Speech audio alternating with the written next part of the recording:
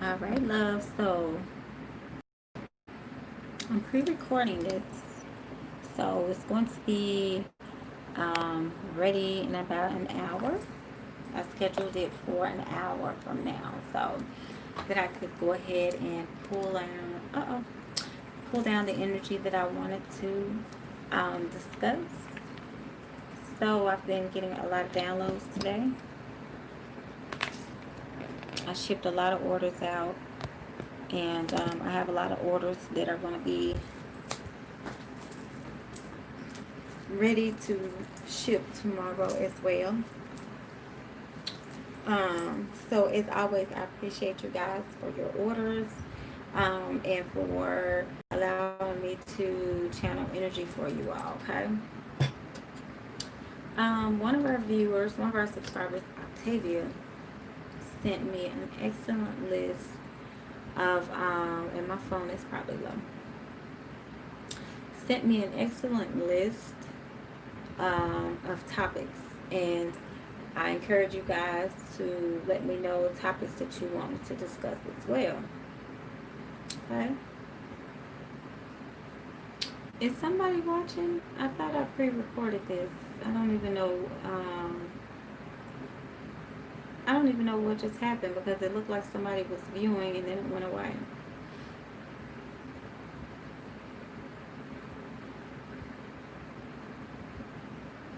That is so strange and so interesting. I was looking at the count for the viewers and someone was there and then they went away. But I have this video scheduled to be released an hour from now. So it's supposed to be pre-recorded, or so I thought. So I thought it was just going to be me talking and you guys could come back and watch it at a later time. But I'm not sure 100%, but that's what I thought was going on. So, alright, just some late night conjure chit chat.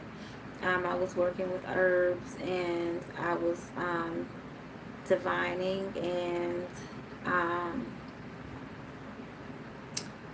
I went outside today when we were on our way to the bookstore, and we had tomato plants in the front yard that my daughter planted. I think she said it was 2 months ago. It was probably 2 months ago, or at least getting close to 2 months.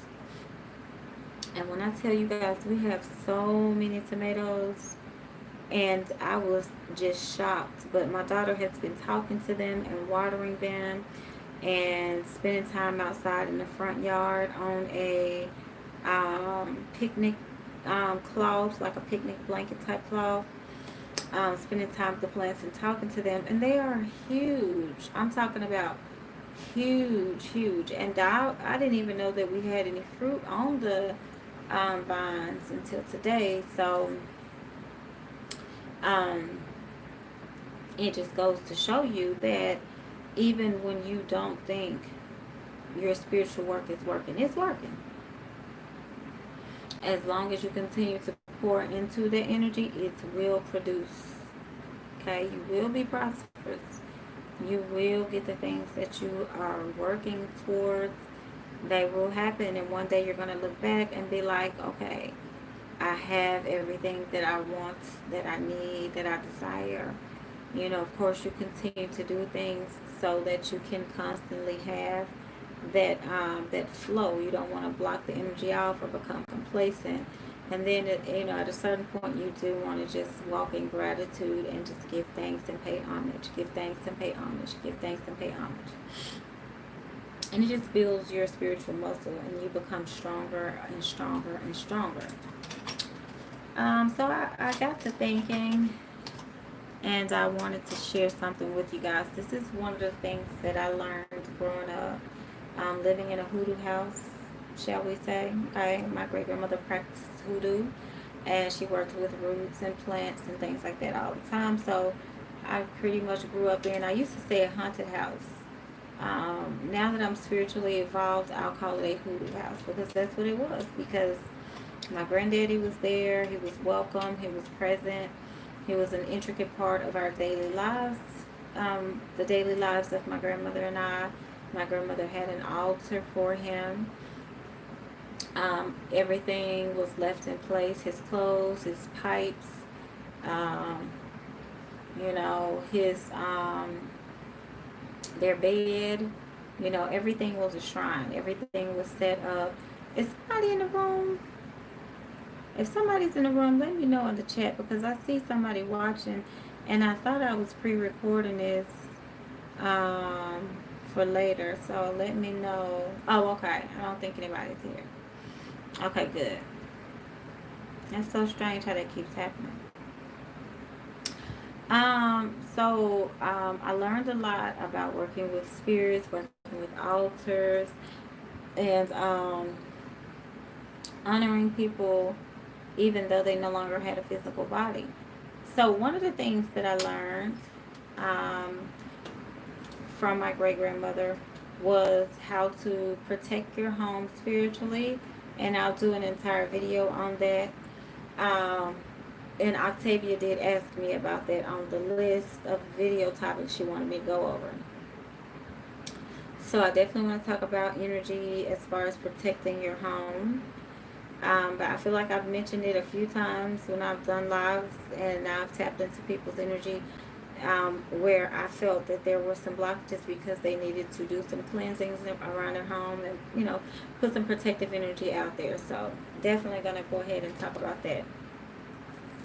So one hoodoo trick that my grandmother laid down was keeping an oil kerosene lantern. Okay, this is not an oil kerosene lantern. Hey, Pinky Lee. I did not know that you guys could see me. I had it scheduled for later. So I'm so glad somebody's in here to, with me, because I felt like I was talking to myself. But I scheduled the video for later, so it wasn't supposed to actually be available yet. Maybe it's on a different time zone. But Pinky Lee, I did this just for you because I know that you specifically wanted to know some of the things that my grandmother had taught me. So some of the things that my grandmother taught me, and just different magic and conjure and things to do. So I'm glad to see you here, and I thought it was just me. So I was sitting here talking to myself, and I was like, I'm going to schedule this for later, okay? But you guys are welcome to stay, or, you can look back at it later. But, and I'll get into a demonstration regarding this the next time that I go live during the day. But this is a battery operated lantern, okay? But you want to get a kerosene. I don't think they call it kerosene anymore. Now they use like palm oils, stuff like that. But you want to get the lantern, and you open it up, okay? And I'll talk to you guys in another video about what you put in there and what you do. But that's called setting lights, okay? So that's one of the things that I was thinking about tonight when I was kind of channeling some ancestor energy. And the ancestors have been talking a lot lately, a lot of downloads. Hey, Caramel Apple. I think Kelly said, well, surprise, surprise. She said, yes, I see you. The ancestors have been talking a whole lot. I don't know if you guys that are on the chat with me, or those watching later, saw where I posted a picture in the community section earlier to kind of invoke the energy of Mansa Musa for money and prosperity for everybody. And I asked him to show me a sign. We were sitting in the house chilling, and it started thundering and lightning, and there were two rainbows. So there was a double rainbow in the sky, something I've never seen before. But as I'm winding down tonight, I definitely wanted to come on here and just talk about some of the topics that I want you guys to help me come up with, okay? The next topic I do feel would be, oh, you saw the rainbow. Yeah. The next topic I do feel will be the, so that was, the rainbow was a sign from Mansa Musa, because I definitely asked him And I asked for an extraordinary sign, and my wife and daughter can attest to this. I said, show me an extraordinary sign, something that's so profound and different that I know it's you, and I know you're going to bless us with prosperity. And literally, if there's not a pot of gold at the end of that rainbow, then prosperity does not exist. And we know that that's a lie. Prosperity definitely exists. But, so I, did some channeling, got in touch with my ancestors, and they told me what to tell you guys. So I do want to share that in the live tomorrow. So this is just late night chit chat.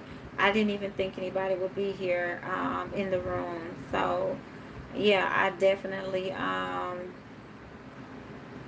definitely wanted to discuss again, Pinky Lee, some of the things that my grandmother talked about.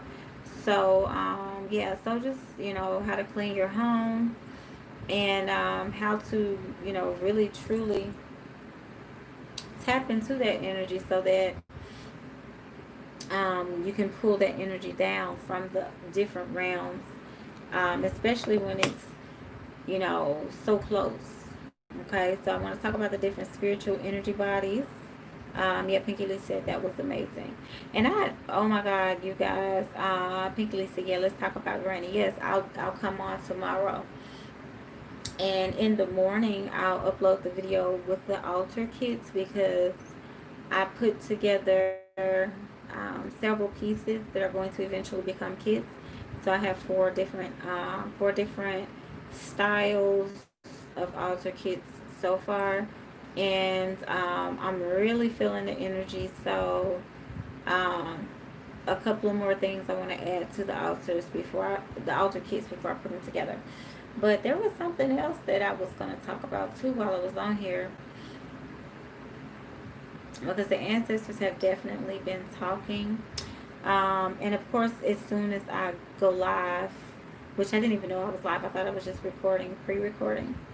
As soon as I get on here, I can't remember, but I've been working all day on baths and herb packs and getting everything ready to ship. And I went to the post office earlier today.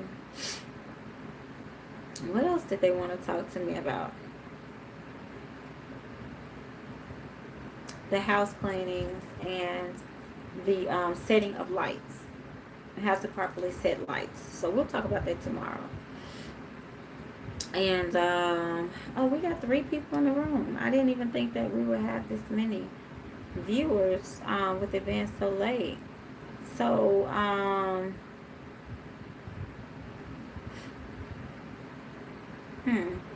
yeah, so that's pretty much what they wanted to talk to me about.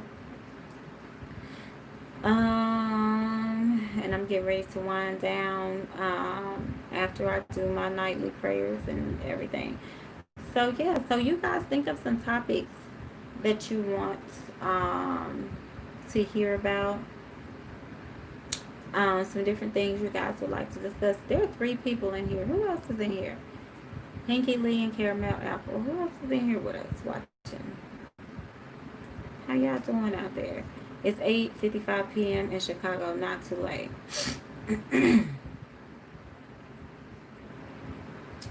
So I'm wondering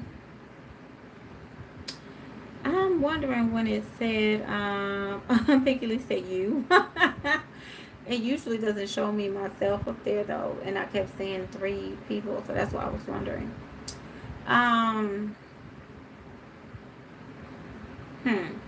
Yeah, I definitely, yep, same here. I'm in Murfreesboro, Tennessee. Oh, okay, Caramel Apple. One of my friends from high school went to college in Murfreesboro, Middle Tennessee State. Because I'm from Memphis, so a lot of my friends went to school in Tennessee, of course, college in Tennessee. But yeah, so do y'all two have any questions for me really quickly before I jump off? Since I have you guys' undivided attention. And well, you guys have my undivided attention as well, right? We're all here. All 3 of us. Yes, ma'am. I went there too. Oh, that's so cool. And that's so interesting. As soon as I said that, I was like, I wonder if she went to Middle Tennessee State. Yeah, I've gone to Murfreesboro a couple of times back in the day when we were in high school. So I was looking at colleges and I was thinking about going there too.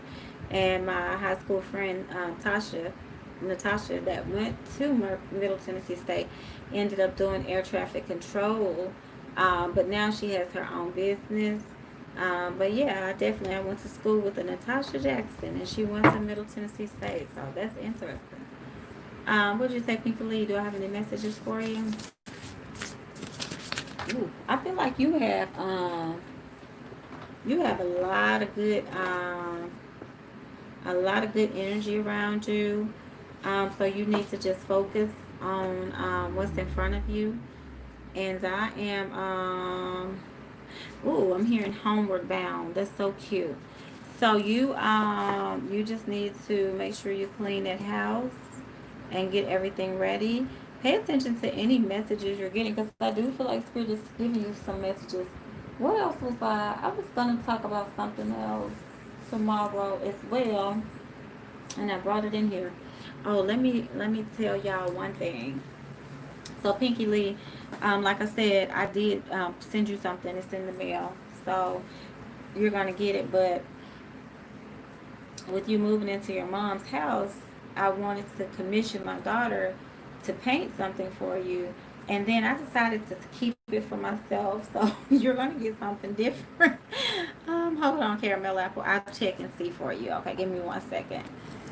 Because now I got to show y'all what my daughter drew. Or what she painted, I'm sorry. So this was exactly my vision that I had when I asked her to paint this for you as a housewarming gift. And I saw myself doing like the Reiki symbol on it after she painted it. But y'all, look at this. I was like, you gotta give mama that. So I was like, I want to send her a housewarming gift, but I sent you something else which I feel like you'll like just as much. And I actually divined to see if you would like what I was sending. And this right here, I was like, there's no way. Look at this. Look at how beautiful this is. Right? Pinky Lee, I have officially pulled my mama card out, and I was like, look at this. This is mama's. I said, this is for mama. What are you talking about? I said, you never painted anything like this for me yet. So, right, Caramel Apple, look at this, y'all. And my daughter is 17. She just turned 17 during this whole quarantine. I'm like, you've been sitting on all this talent, girl. You better get yourself together. Because I was thinking like I was going to do the Reiki symbol like right in the middle and put some little bling. Y'all know I like to bling everything out. I said, I said, now we'll send Pinky Lee one later. We're going to keep that one for mama tonight. But yeah, so y'all know how people do. Just ain't got no home training. Okay, Caramel Apple, let me see what they got to say for you. Pinky Lee, I'm glad you laughing. Because I was like, ooh, but we gonna hook you up. I told her, I paid her actually. So when I say commission her, I mean pay, because you know, teenagers don't do nothing for free these days. Okay, not like us. We were like, I ain't gonna say that, but we ain't have no choice. Okay. All right, so Caramel Apple, any messages for you? Wow, you got the same cards that I got earlier today.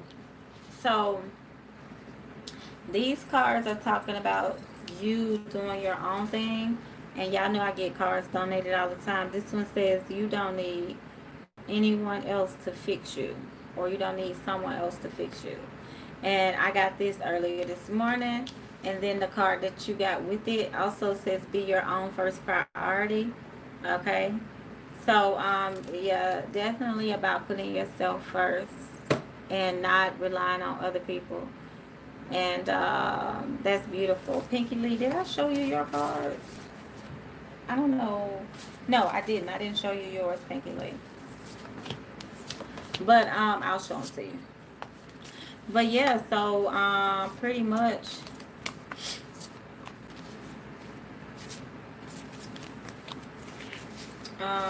Let's see. Yeah, pretty much that they're saying the same thing to you that they told me, and I love these cards already. I just got these today, as well. These were donated, and I'm getting decks donated back to the point where I'm not even able to go through them all, but I'm gonna definitely implement these on the next live. Okay, this is what you got. When I said I'm hearing homeward bound, because it's nostalgia. So this is like meeting an old friend. It says focus on the here and now. So this is meeting an old friend, or doing something where you're going back in time, or back to a place which I feel is your home. You said, wow, I'm trying to manifest a stronger bond with my Virgo, but I might be doing too much.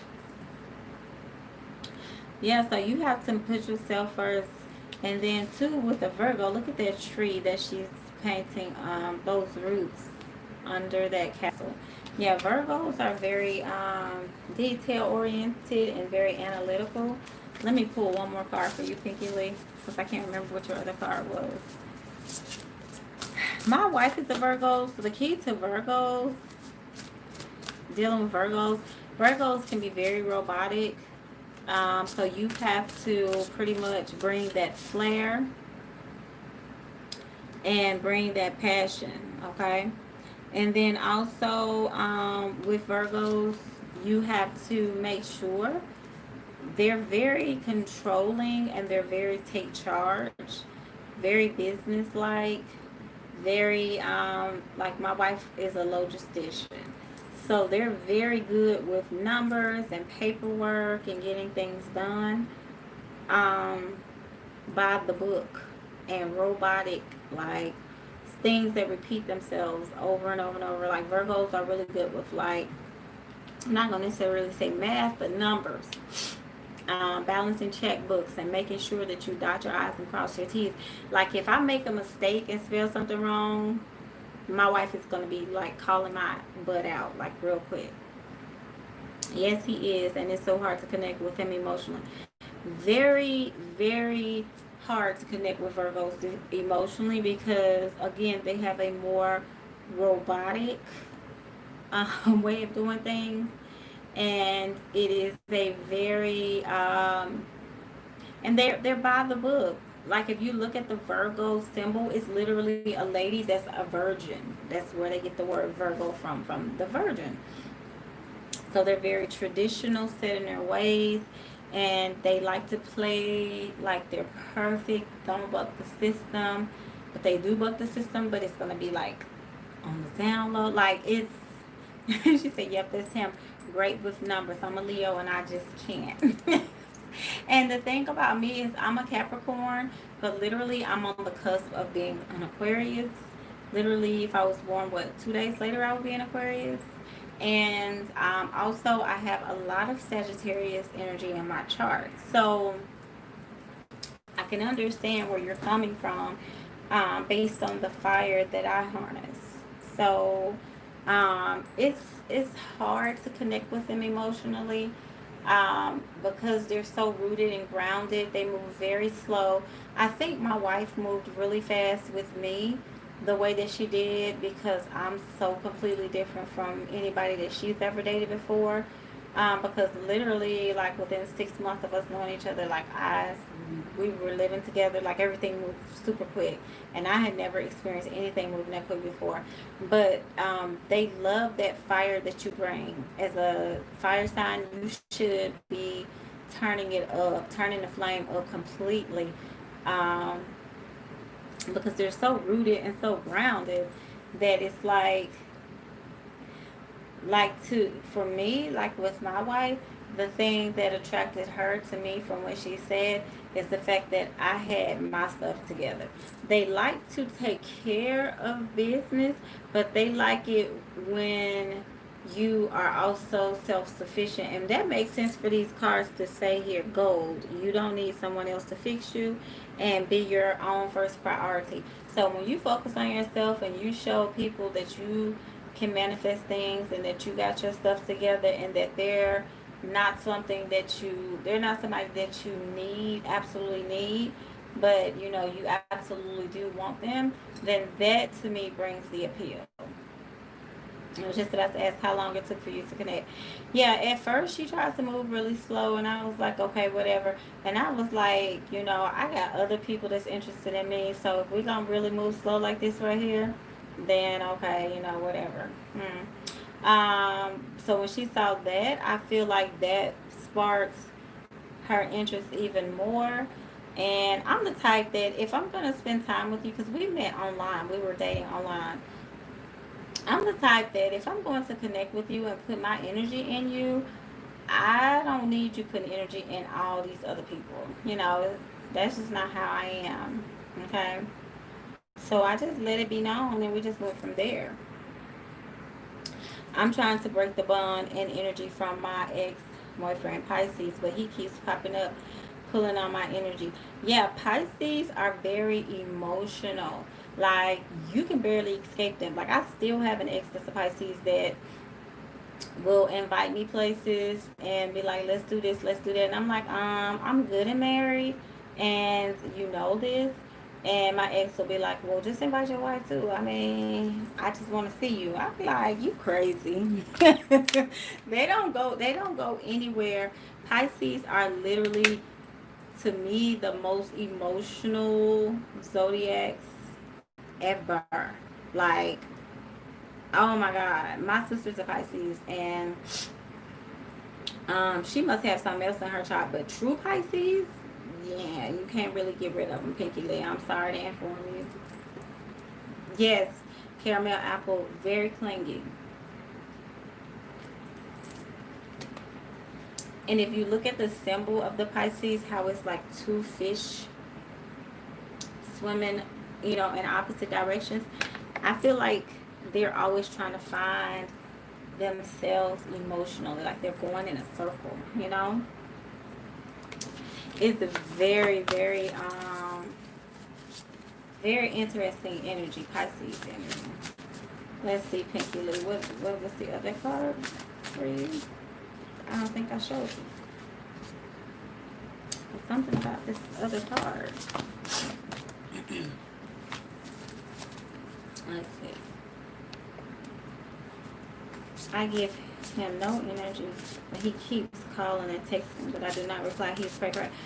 Oh, I'm telling you, I literally could not get my, like, I had to, when I bought my house, I was like, okay, I'm not going to tell her where I stay, where I bought my house at, because I had let her buy townhome before I bought my house, and my wife know this story. She laughed at me all the time.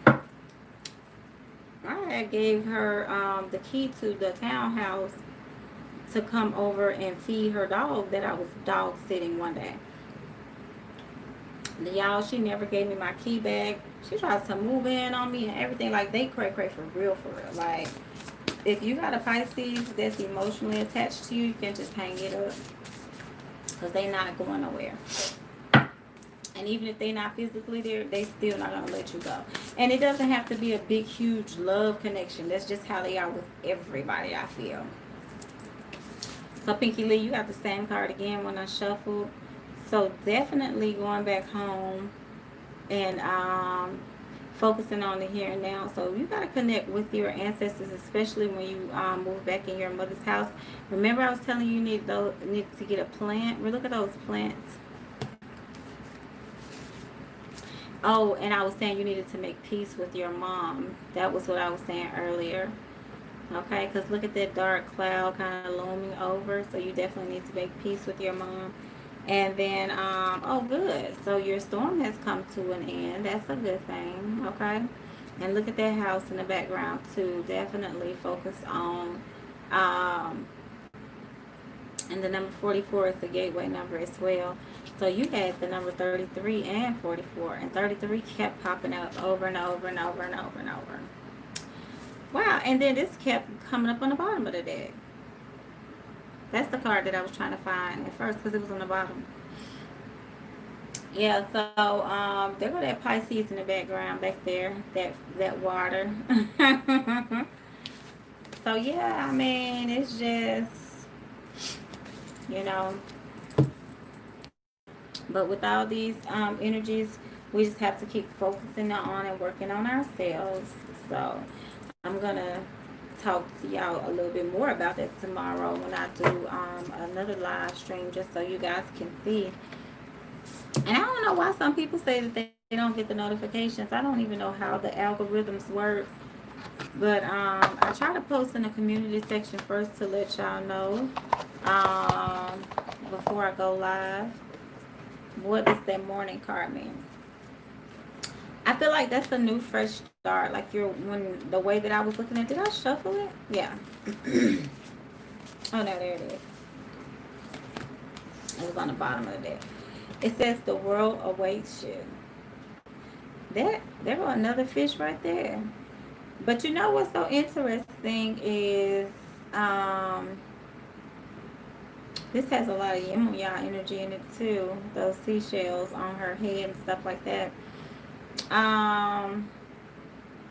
So definitely fresh start. That's another thing too. Waking up to a new day. That's a fresh start, definitely, which is what you're going through. The main thing to me is you connecting with your mother's energy. I'm a morning person too. I mean, early morning. You know what? Around the time that you're just waking up, I'm probably just going to sleep. So I have a bad habit. I used to stay up late at night, like late, because I was an entrepreneur for several years.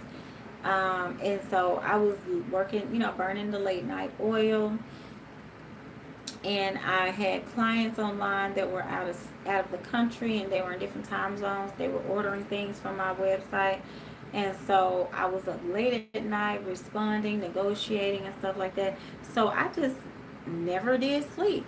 Sometimes I would watch the sun come up and everything. Caramel Alpha said, me too. I wake up around 4 or 5. Yeah. And that's what I was going to say. So lately now that I'm married and my wife can't stand it, I don't sleep throughout the night. I get up. It's like clockwork. It's like 2:22, 2:30, 3 o'clock. I'm up. And it's like a light switch. Like, boom. I'm up.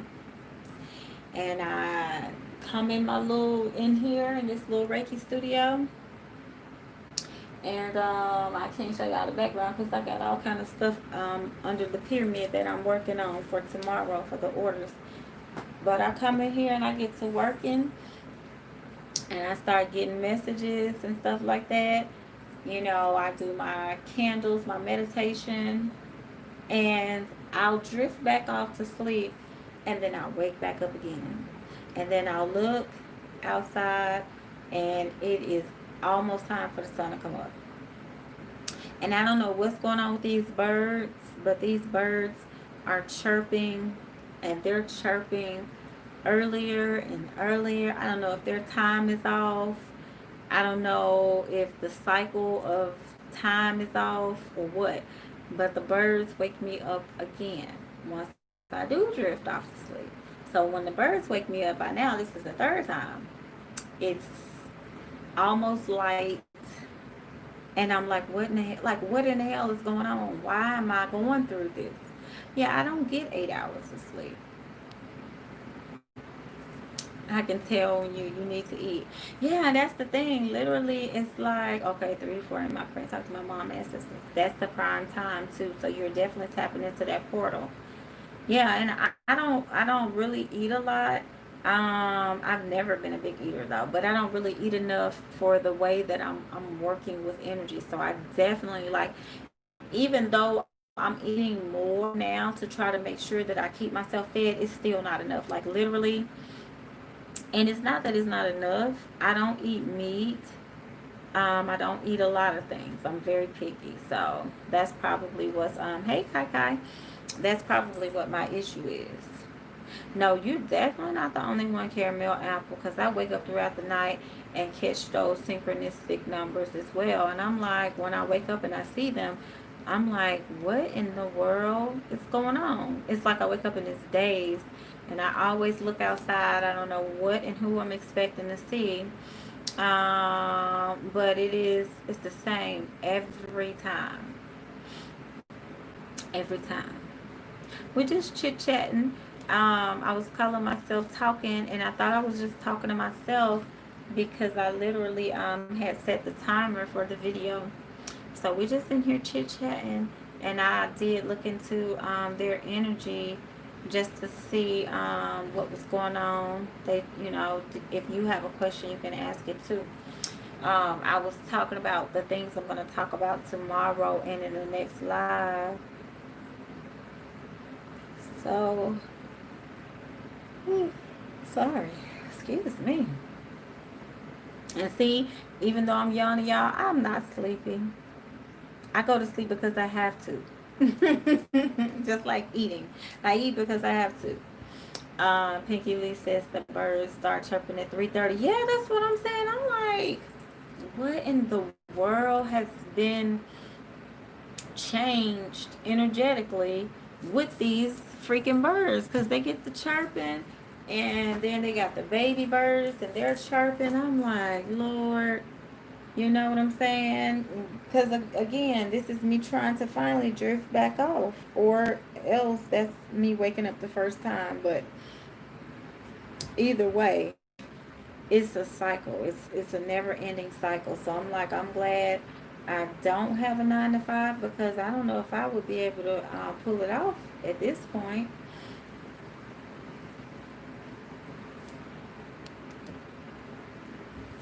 Hey, Chrissy V. Hey, we got a few people rolling on in. Yeah, I was just chit chatting, and I thought I was gonna be I thought I was recording a video to show up later, and I don't know what happened, but it's playing now live.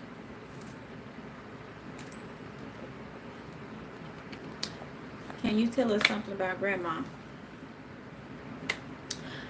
I can. Let's see what else. Let's see something that stands out.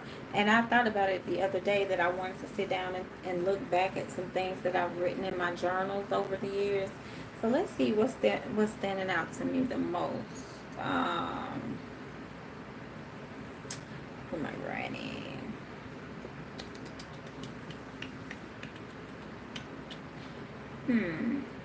Okay, you know what? What does stand out? And Octavia, on her list, she asked me to talk about spirit animals and how to work with their energy, basically. So I do want to tell y'all a story she told me about spirit dogs, or she called them haints. She didn't call spirit, she called them haints. She cooked really good. She actually sold plates every Friday. Her and my aunt that lived next door, my older aunt who was a nurse, they would cook. They would fry fish sometimes on Fridays. They would barbecue. I'm from Memphis, so barbecuing is a huge, huge, huge thing. Like, you're gonna smell barbecue every day for the most part if you grow up in Memphis. But they had fish fry because we would get fish from the Mississippi River, which are fish that you guys probably have never even heard of before, like buffalo fish and stuff like that. So they would do fish fries, and they would make like spaghetti and all kind of good things. And like I told you guys, my granny grew all of her fruits and veggies in the backyard, and so she would utilize all of her fresh things. Mainly, I remember she made us salads every day. So like whenever she would make dinner, she would make a salad. So I grew up eating, that's probably why I'm vegetarian now, but I would grow up eating a salad with every meal for dinner. I ate a lot of, southern food like hot water cornbread, black eyed peas. Of course, I grew up eating, a lot of pork infused things. So, hey, April B. So just a very southern upbringing. And yeah, but I remember her talking about spirit animals, but she called them haints. She called all spirit haints. She was saying that there were dogs that were dead, and that they were on the other side, and they were haints, but they were dogs, and she was talking to me about them. You eat a salad with every meal too. Yeah, I need to start doing more of them. Even though I don't eat meat, I don't like most things. Like I said, I'm picky, super picky with food. I need to start eating better because I do lack minerals. So that's why I take so many supplements to get those nutrients, you know. April B said, wow, this is powerful. Yeah. So when it comes to spirit dogs, one thing that she taught me was that you could actually work with a spirit dog. Like if they're dead or haint, as you would call them, the dog gonna decide how, you know, their energy is powerful and protective. Interestingly, when I became an E5 priestess, we learned that if you have to do an animal sacrifice, you know, if you're working with a client and let's say, you know, Iku, which is the Orisha of death, is around to collect on them, but it may not necessarily be their time, and you can correct that situation and petition the Orishas to go to work on behalf of that person. So what you do is, you know, you exchange an animal's life for the life of the person, and that is just traditional with most African traditional systems. That is a factor. Sometimes it doesn't take that kind of a grand sacrifice. You can do small things like, you know, offering shea butter and palm oil and things like that. But let's say that there is an animal sacrifice that is required. So with that, hey Connor, with that animal offering, any animal that is offered to the Orishas is considered to automatically and I've seen it. Like I've seen it energetically. For example, a small animal that was offered before. I've seen it in my mind's eye, clear as day. As soon as that energy was exchanged, that particular hen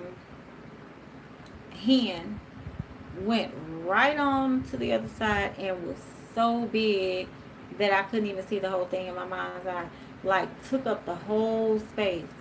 So that particular animal evolved, okay? So I do want to talk. Thank you for the love and light, Connor. I do want to talk about that in depth. You know, I can't really reveal as much as I would think you guys could comprehend or could accept or whatever.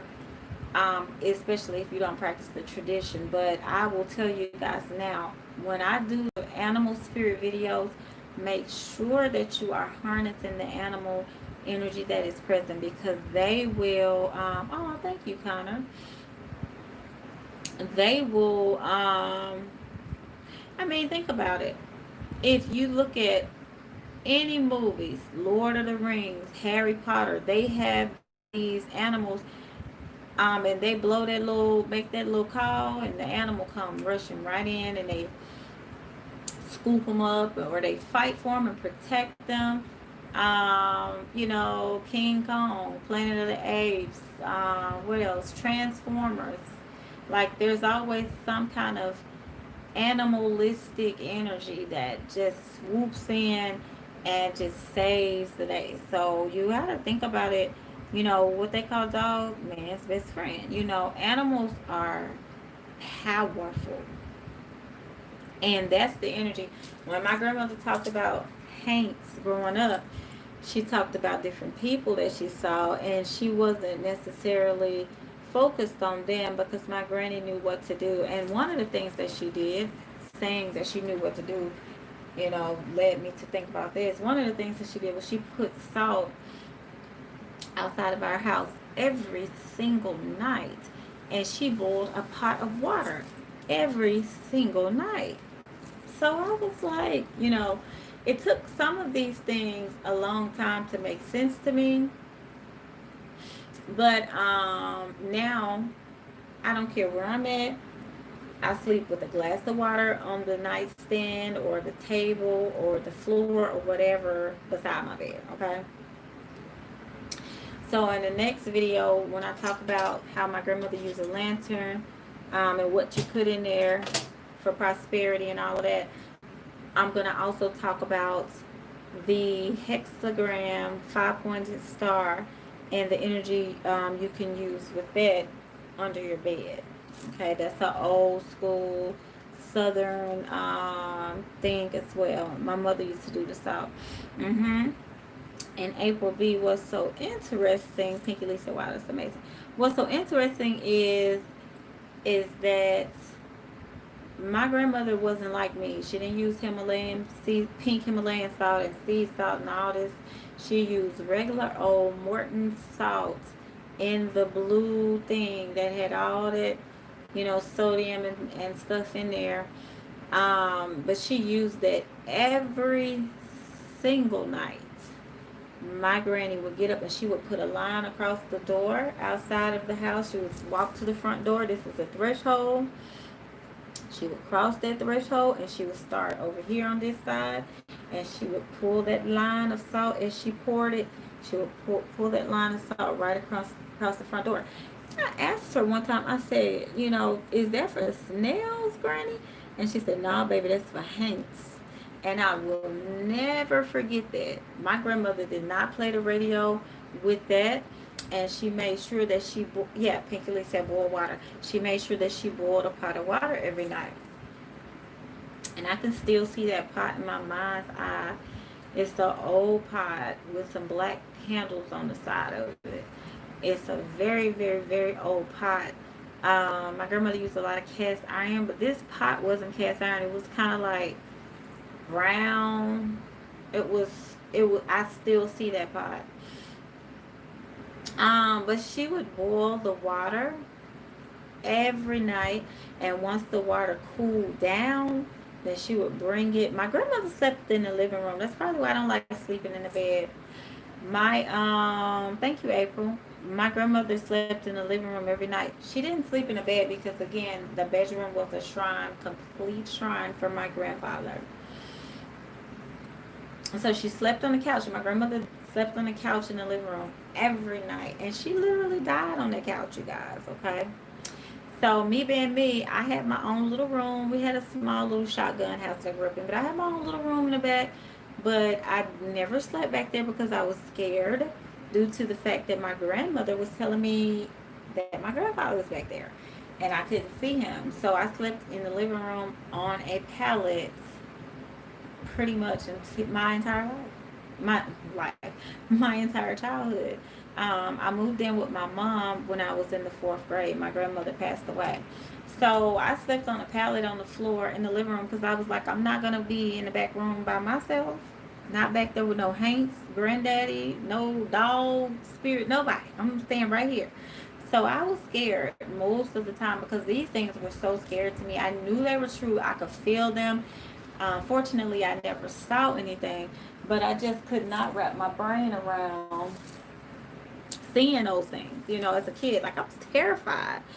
So I definitely remember she would take that pot of water and boil it, and once it cooled down, she would bring it into the living room, and she would put it right near where she slept.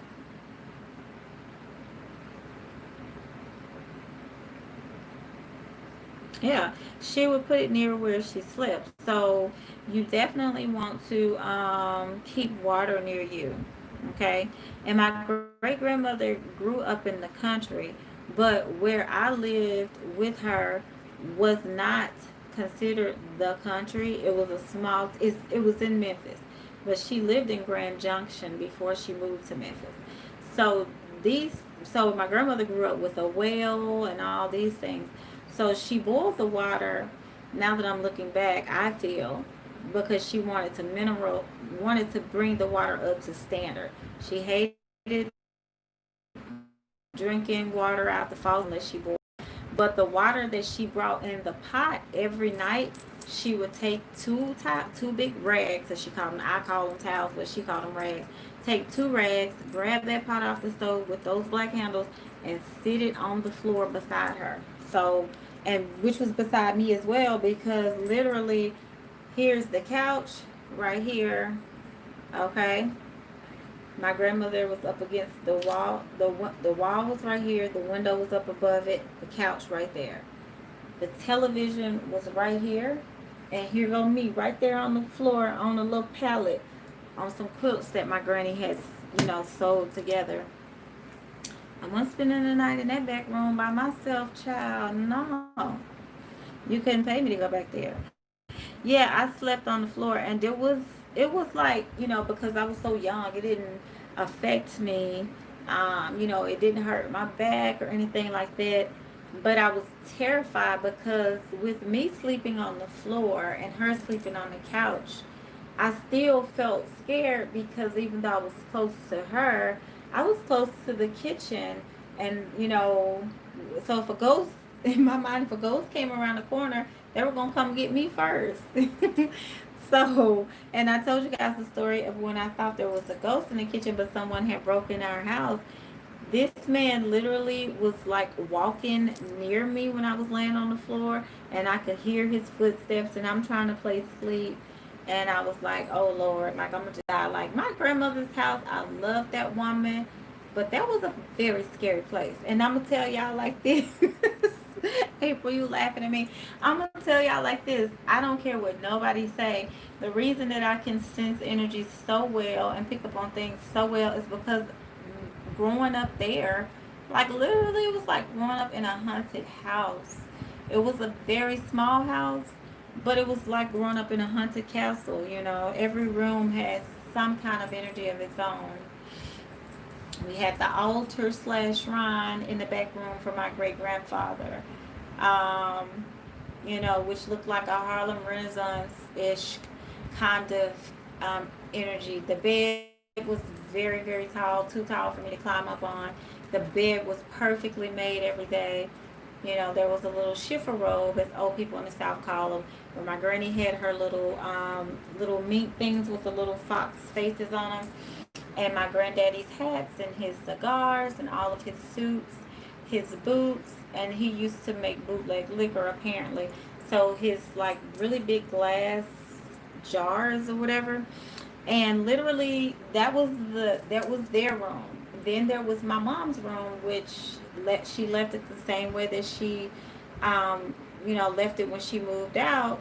So I never, my mom wasn't there when I was there, so it was like, okay, I can go in this room. The energy of my granddad's in here. I'm curious in this room because this used to be my mom's room, and then here's my little room, and I'm just, chilling in there only when the sun is up, because when it gets dark, I got to go. So, yeah, very humble beginnings. And my wife always tells me that she was like, you had that particular type of humble childhood so that you can, relate to people. And I truly believe that, because literally my grandmother, I've seen her churn milk into butter. Okay. She would get fresh milk. We had a farmer, who we would call the market man, who would come around with fresh, things. Whatever we didn't grow, she could get from the market man. Okay. So yeah, and then I would run to the corner store and get some things too. And so I literally grew up very humble. Um, I got exposed to very nice things, believe it or not, though, because my great grandmother cleaned houses for people that, like, literally, you guys know the movie Blindside, where they had those really huge homes in Memphis where that football player was raised. Um, Literally, my grandmother cleaned houses for people on that particular street where they filmed, but those were her real clients. Okay, so she had people who would give her crystals and stuff. So growing up, I was able to go to very nice homes and experience very nice things, a very nice lifestyle. And my grandmother was able to bring some of those things back. We had a lot of people that poured into my grandmother, and plus she was she was an Eastern Star, so a lot of people in the community respected her. So people, while she didn't have a lot of money, people would come by and literally give her things. And she did a lot of work for people the same way that I do spiritually. So sometimes it wasn't necessarily a monetary exchange that was given, but someone would give her something. And that's pretty much what I witnessed growing up. Bartering systems. Like I told you guys, we had Mr. Henry, who had roosters running around in the yard, so he would give my granny eggs in exchange for some of her veggies. And we had Miss Cindy at the end of the street who made preserves, and who, I did puzzles with her. But I would also collect cans, for Miss Cindy, because she recycled them. And so I would get paid, and I would sit with her. She would teach me how to make preserves, how to pickle things, how to make homemade ice cream. And I would take my recycle cans over there, get my little change, and keep it moving. So I started working at an early age. Like old people say, I've been working since I was, like, literally, I would run around the neighborhood scrounging up cans to take them to Miss Cindy's house because I was getting paid. So that's a little bit of background about me, and just getting more in depth with the energy of my great granny, so you guys can understand what kind of energy I work with. And literally, my great grandmother, every single day, she lets me know that she's present. So, you don't grow up with someone that's that connected with the other side and they don't still work with you when they pass on. So, yeah, April, it was powerful, and it took me a while to sort through emotions and, like, organize my experiences so that I could understand them, so that I can appreciate them. There were times where I felt ashamed of my upbringing because, like, a lot of my friends that I would meet in school and stuff, they would go to McDonald's and, Burger King. I didn't know what any of that stuff was like because we simply couldn't afford that. My mother, she wasn't around, but my great granny, she couldn't afford McDonald's, and she didn't drive. So who was going to take us to McDonald's? My grandfather, her son, he came by once a month to take us to the grocery store. And I don't know if any of you know what commodity is, but older people in the South would get what was called commodity at the beginning of the month. And it was like you get this big brown box of government cheese, and you get like these packs of powdered eggs, and you get these packs of powdered milk. It's almost like military food, the military emergency food, where you can mix it with water and it turns into a meal. Horrible, horrible, horrible stuff. Okay. But we got our commodity, and we went to the grocery store once a month at the beginning of the month when my grandmother got her Social Security. Other than that, my granny didn't leave the house. I, of course, went to school and did things around the neighborhood, but my granny, she didn't drive, and things like that. So it was just one of those things. And I appreciate it now more than ever because I'm able to, now I'm realizing that because conjure is more accepted and it's becoming more mainstream, people like Beyonce are highlighting things, that the Southern roots has kind of hush did in the dark, swept under the rug. People have, been hung and killed and, cast aside and made to feel evil and all kind of things, for practicing conjure. And so now the position that society is in now, being so much more accepting, there's a new age section in every store you go to, quote unquote new age section in every store that you go to. Family Dollar even be selling stuff. I'm like, they got that in Florida Water and Family Dollar, and Sage and Palo up in Five Below, all kind of zodiac stuff and tarot cards and stuff. Yeah, they used to give that to black people on welfare back in the day, similar. Yeah. So, yeah, that was it, humble beginnings. And, the Southern roots are very, very deep. A lot of my family lived in Mississippi, so we would visit them, and I would realize that they were even more humble than us. I have seen some things, you guys. We had one family member who had a house It was like a little shack. There was no indoor plumbing. We went to visit in the summer in Mississippi. They had the porches. You know, it just looked real color purple light, real, plantation like. The energy was so thick. The ancestors there were very unhappy, very unhappy. And no indoor plumbing. So I've used an outhouse before. You know what I'm saying?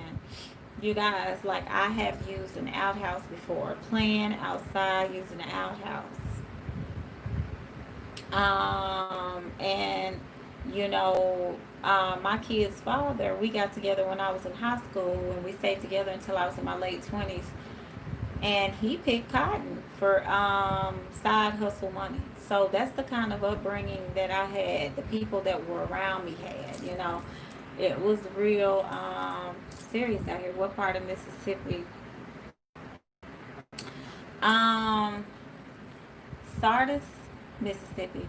And that's actually where my aunt that I told you guys in the live regarding, generational energy. My aunt Conjure, who drowned when she was 16, she actually drowned in Sardis Lake in Sardis, Mississippi at our family church, at one of our family churches there. My ex-husband did snap in Mississippi. Yeah, and born and raised in Mississippi. All of that sounds so familiar. Yeah, Kyla, I'm telling you. You know what? Yeah, because, wait a minute. No, I was going to say when I sent you your pendant, was it Mississippi? But I definitely have some stories. My father's side of the family is from Mississippi. Okay, Caramel Apple. Yeah, I definitely have some stories like from the SIP, as we called it. One thing about Memphis, too, growing up, let me add this before I forget. They had an area in Memphis called Voodoo Village. Okay, you live in Texas now. I was gonna say I thought so, but I shipped out so many things I couldn't really remember. Because I had 3 packages that went to Texas actually. Hold on, you guys. Let me charge up my phone real quick.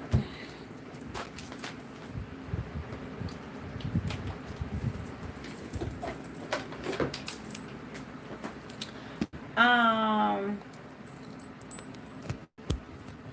yeah, oh, I lost my train of thought. I was gonna tell y'all something. What was I saying? Oh, with Memphis. They actually have an area in Memphis. You guys can look this up called Voodoo Village. Okay. So growing up, and I asked my grandmother, about Voodoo Village, and she was like, "Don't talk about that." So there is a division in spirituality, but there's a distinction between those who just root workers, conjure women, and conjure men, of course, and people who practice voodoo. Which there is a difference because in voodoo you're working with specific spirits and you're working with specific saints, that have been syncretized to those spirits. Um, so a little bit of Catholicism mixed in with that, or you can at least go to a Catholic church and do your work and work your business behind closed doors at home under the guise of that. But when it comes down to it, there are so many distinct. Because most of the time, like the way my great grandmother grew up, she didn't really have a religion behind hers. She didn't have a house full of saints and statues and all that. And like I said, she couldn't really afford candles. She would, keep her lantern going with her oil lamps, basically. But I've heard her pray um, before, and I've seen her refer to her Bible, but my grandmother couldn't read, and she could only write, phone numbers down. So I've seen her refer to her Bible as far as holding it in her hand, and I've heard her, mumbling some prayers. But my grandmother, was a true hoodoo woman. That particular type of a individual doesn't really have a credo or, a specific set of rules as far as, this particular thing governs me. I have to go and talk to this particular Orisha or Luau or deity or saint or angel. Um, they specifically do what they know has worked traditionally, over and over and over. So yes, Kyla, you're gonna have to Google Voodoo Village. Let me make sure I plugged it up.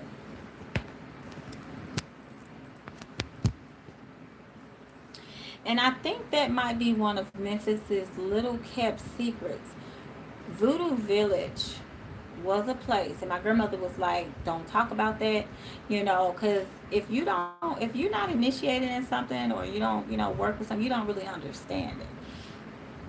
Voodoo is considered to be, you don't want to get involved. So Voodoo Village though was a place that it was like a tall tale, or like a legend. People would say that if you tried to, come into that neighborhood and you were not a part of that, society, that your car would stop, that your car would run out of gas. Like, there was so many tall tales and stuff like that regarding Voodoo Village. You guys, you can Google it. I'm sure you can find something about it. May not be much, but I'm sure there's something about it, that you guys can find. But Voodoo Village was a place where all the voodoo workers live. What's interesting about Voodoo Village is, if you think about it, the way Memphis sits on the Mississippi River, it's a part of that whole, Delta area. I'm not shocked, because New Orleans sits on the Mississippi River the exact same way as Memphis. And if you go down on Beale Street, and if you've ever been to Bourbon Street, it's a strong tie to that. Yeah, that's deep. So there's no telling what has been washed up and down the Mississippi River, especially in Memphis back in the day. Like I'm telling y'all, it's very powerful energy there. And Memphis is where is okay. Memphis, Egypt, sits on the Nile River the same exact way that Memphis, Tennessee, sits on the Mississippi River. The synchronicity is crazy. And also in Egypt, Memphis was where they buried their dead. So that's why there's so much crazy stuff that goes on in Memphis. It's a very high portal energetic area. Very, very, very high energy in Memphis. Even if you go stand outside of where Dr. Martin Luther King was assassinated at, the energy right there is crazy. I took my wife to see it recently, like maybe a year ago. She was like you could see the stars lined up in the sky over the Lorraine Motel. I mean, if you're a spiritualist, if you're, awakened to spiritual things, you look at things deeper, on a deeper level, is okay. I don't know what happened. I have a friend whose family is from Hollandale. Uh, Illinois, Mississippi holds powerful in history unknown to many. Yes, it does. And there's parts of now. My mom just got a house built in Olive Branch, Mississippi, which is borderline Memphis. So it's still pretty. It's not Memphis proper, but it is still pretty. Much um, that kind of eclectic Memphis energy, until you get deeper in. But when I tell y'all, every time I go down certain streets, whenever I'm in town to visit my mom, whenever I hit certain streets, I start having so many downloads. It's crazy.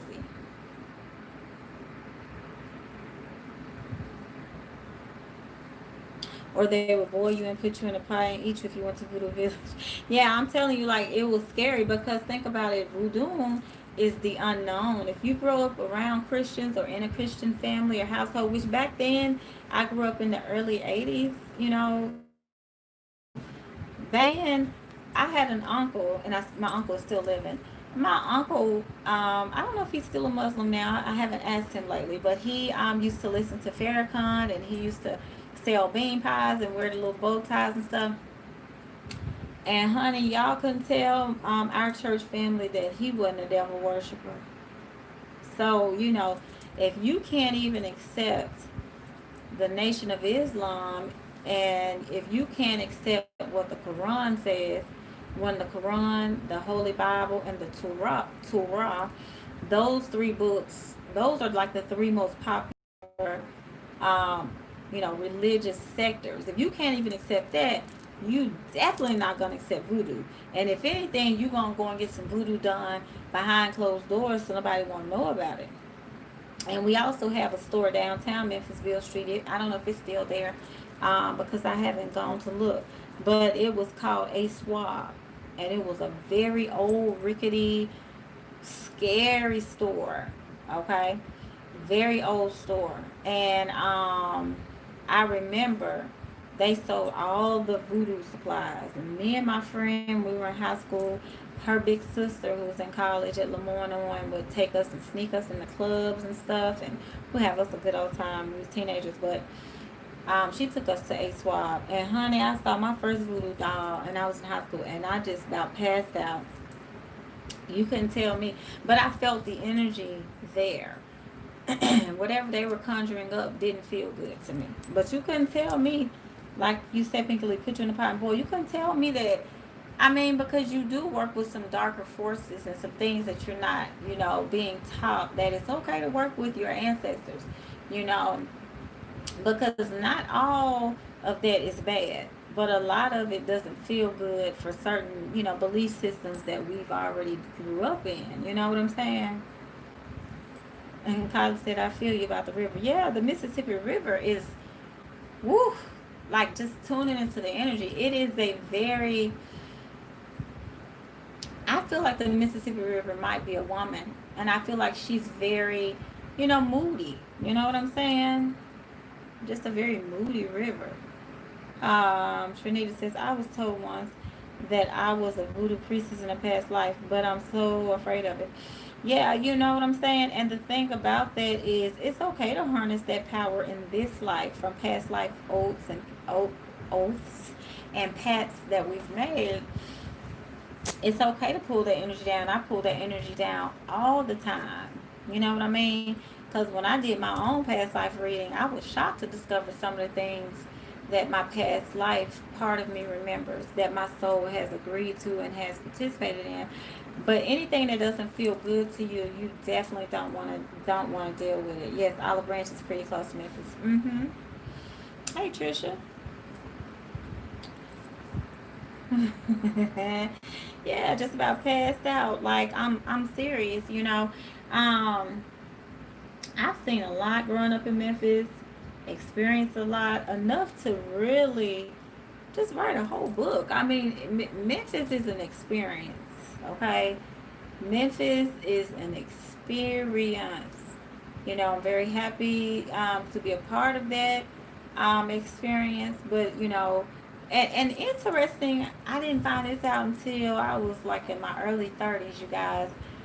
That same little area that I grew up in, that little humble neighborhood with my great granny, historically, and my house I grew up in with my great granny, to this day is valued at like 20 some $1,000. Like I looked it up on property assessor, and I keep tabs up because I'm like, if my grandfather sold it to this woman, and I'm like, if she ever listed, I'm buying it. But the house is only appraised at 20 some $1,000. But it used to be the Black Mecca. It was the Black Wall Street, similar to Harlem, they said, where all the black people hung out. You guys can look it up. It's called Orange Mound, and it has a very negative connotation to it now. But I swear to you guys, the history was so amazing. Like they were talking about the bartering system there, the money that's coming through there. That's why I'm telling y'all, when I'm talking about we trying to tap into some Mansa Musa money over here, y'all just don't understand. Like, I don't know if I was tapping into the energy of the Black Wall Street energy where I grew up at, but prosperity is my thing. That's what I strive for. I love to manifest things and just feed into and pour into watching something come to fruition. I'm telling y'all, literally, she said, oh yes, I'm familiar with Orange Mound. Yeah, and I'm telling you, you come to, like, okay, so let me tell y'all, when I moved in with my mom, And she lived in a neighborhood that was considered East Memphis, which was like, you're further east, you're away from, the hood, as everybody calls it. So, when I first moved with her, I was telling people, I'm from Orange Mountain. People were looking at me like, you from where? So I quickly learned, that when you're in Rome, you just do what the Romans do. I would just tell everybody, you know, they were like, where are you from? Well, you know, I'm from, because we did have some I had an aunt um, who lived in another area, a little bit closer to East Memphis and nicer. So I would just say, near there. Because it really wasn't anybody's business, but people categorize you and they ask you things like that. And I did, for years harbor a lot of shame and guilt. And then, of course, with things like rap music and, 3 6 Mafia, well, not 3 6 because they're more North Memphis, but with 8 Ball and MJG, they kind of popularized Orange Mound. And so then I gained a sense of pride for it because everybody, people who didn't even walk the streets or who didn't grow up in that humble area, were now claiming it and throwing up the hand signs and stuff like that. So it became, more popular. Just like today with what's going on with hoodoo and conjure and all that stuff. It became more mainstream. Once something becomes mainstream, it's acceptable. It gets a little watered down. Because I'm telling y'all, nobody that I knew that was throwing up them O's, as we call them, you know, none of them walked those streets. None of them, thank you, Muppet. None of them walked those streets. None of them went through the stuff. None of them grew up in a haunted house. None of them, let's see, um, probably knew what it was like to have credit at the corner store where you can go and order stuff and then on the first of the month it's going to come out of your grandmother's check. None of them went through that. None of them went through half of the crazy experiences that I grew up going through. But as soon as 8 Ball and MJG started making their songs, everybody was with it.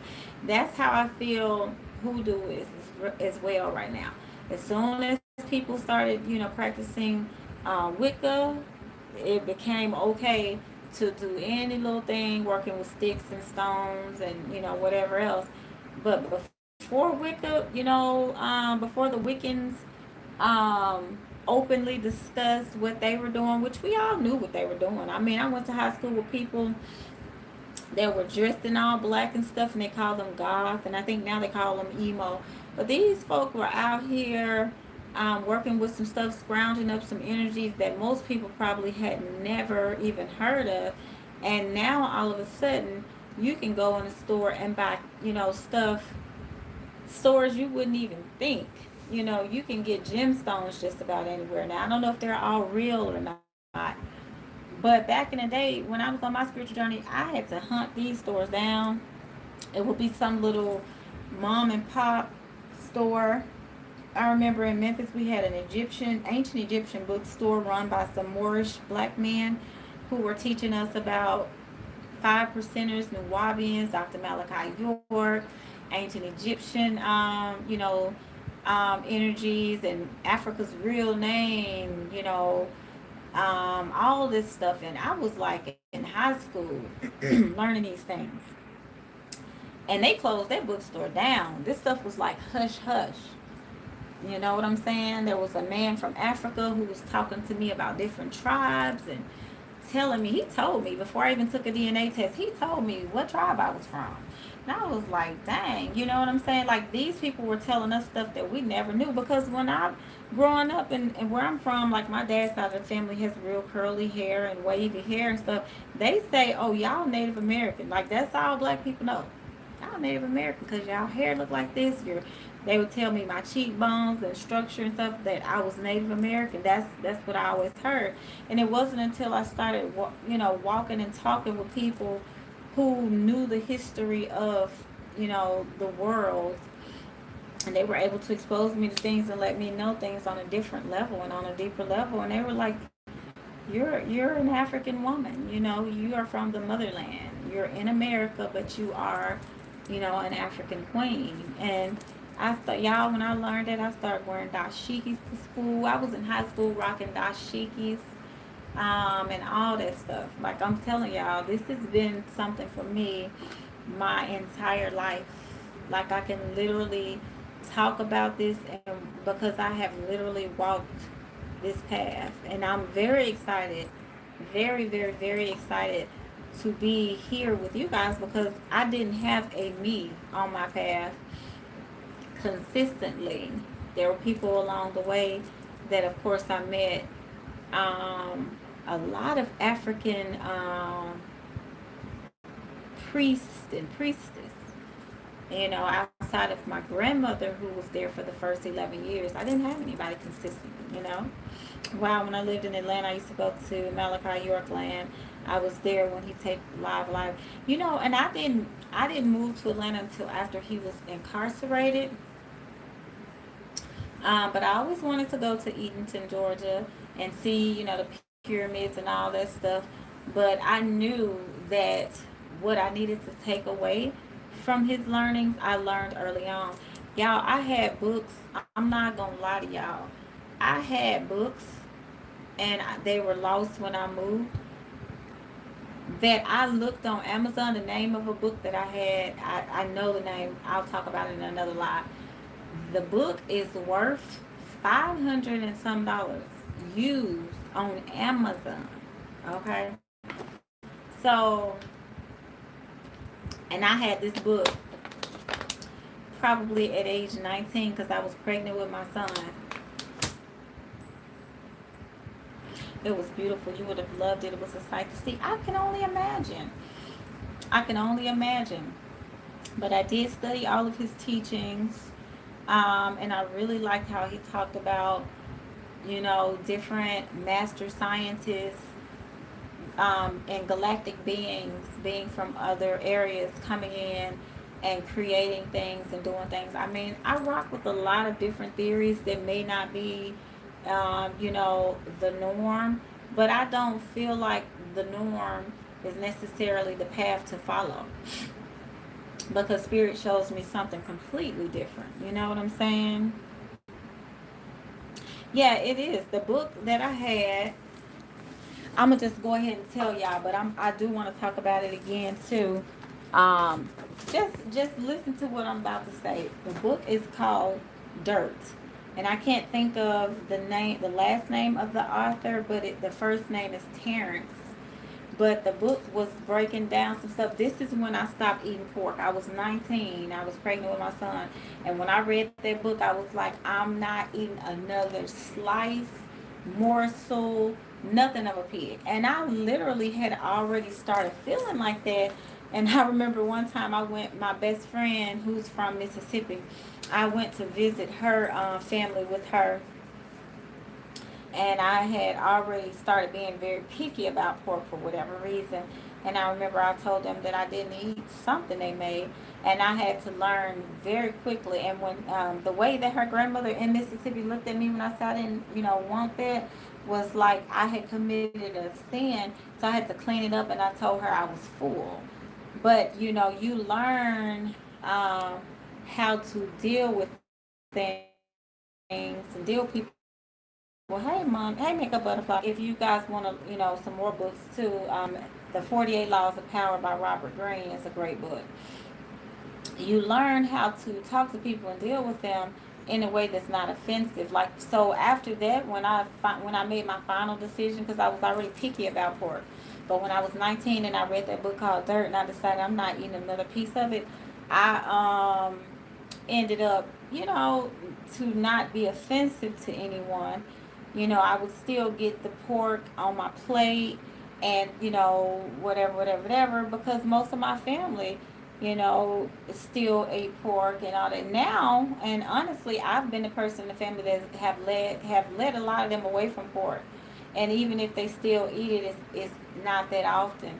You know, I switched a lot of them over to turkey burgers and stuff like that, and You know, just switching them from table salt to sea salt, and from whole milk to oat milk. Just, you know, making those dietary changes, because that goes along with your spirituality as well, you know, because your pineal gland needs to be clear and, you know, decalcified. It needs to be actively working for you to see into the spirit world and get those downloads and that intuition that you need. You know what I'm saying? Because it's your spiritual gateway. April B said, yes, people from Mississippi are like that. Yeah, you can't go up in Mississippi talking about some, no, thank you. I don't eat pork. I'm a vegetarian. They be looking at you like, oh, so you think you better than everybody? Do you know how many people had to pick cotton for you to stand there wearing that dress you got on, and for you to be looking all proper, and this, and that? And when I was younger, I was lighter than I am now, and so that was already a factor. Because the folk in the South, they even and I'm talking about my family. I am not talking about no random stranger. I'm talking about my family. When they took us to Mississippi, my grandfather, my great grandmother's son, my grandfather, would come and pick me up in his station wagon. This is the one with all the kids I was telling you about. So he would take me on, you know, road trips with him, his wife, and his children, and he drove a station wagon because he had a lot of kids, so he had to. Now he had a pimped out Cadillac for his personal, but he had a station wagon for, you know, all the kids. And back then we didn't wear seatbelts and stuff, so they just loaded us all up in the car. So we would go to Mississippi and see some. And when I tell y'all, I was light skinned. My mom is very, very light skinned. When I tell y'all they did not like me, I was looking at these folk like I'm just trying to be a kid and play into this. They did not like me. And they made it very blatantly clear. They would be mean to me. They would kind of snatch me up and jack me up and stuff. And they would give the other kids treats and stuff and wouldn't give me things. Like, it was crazy.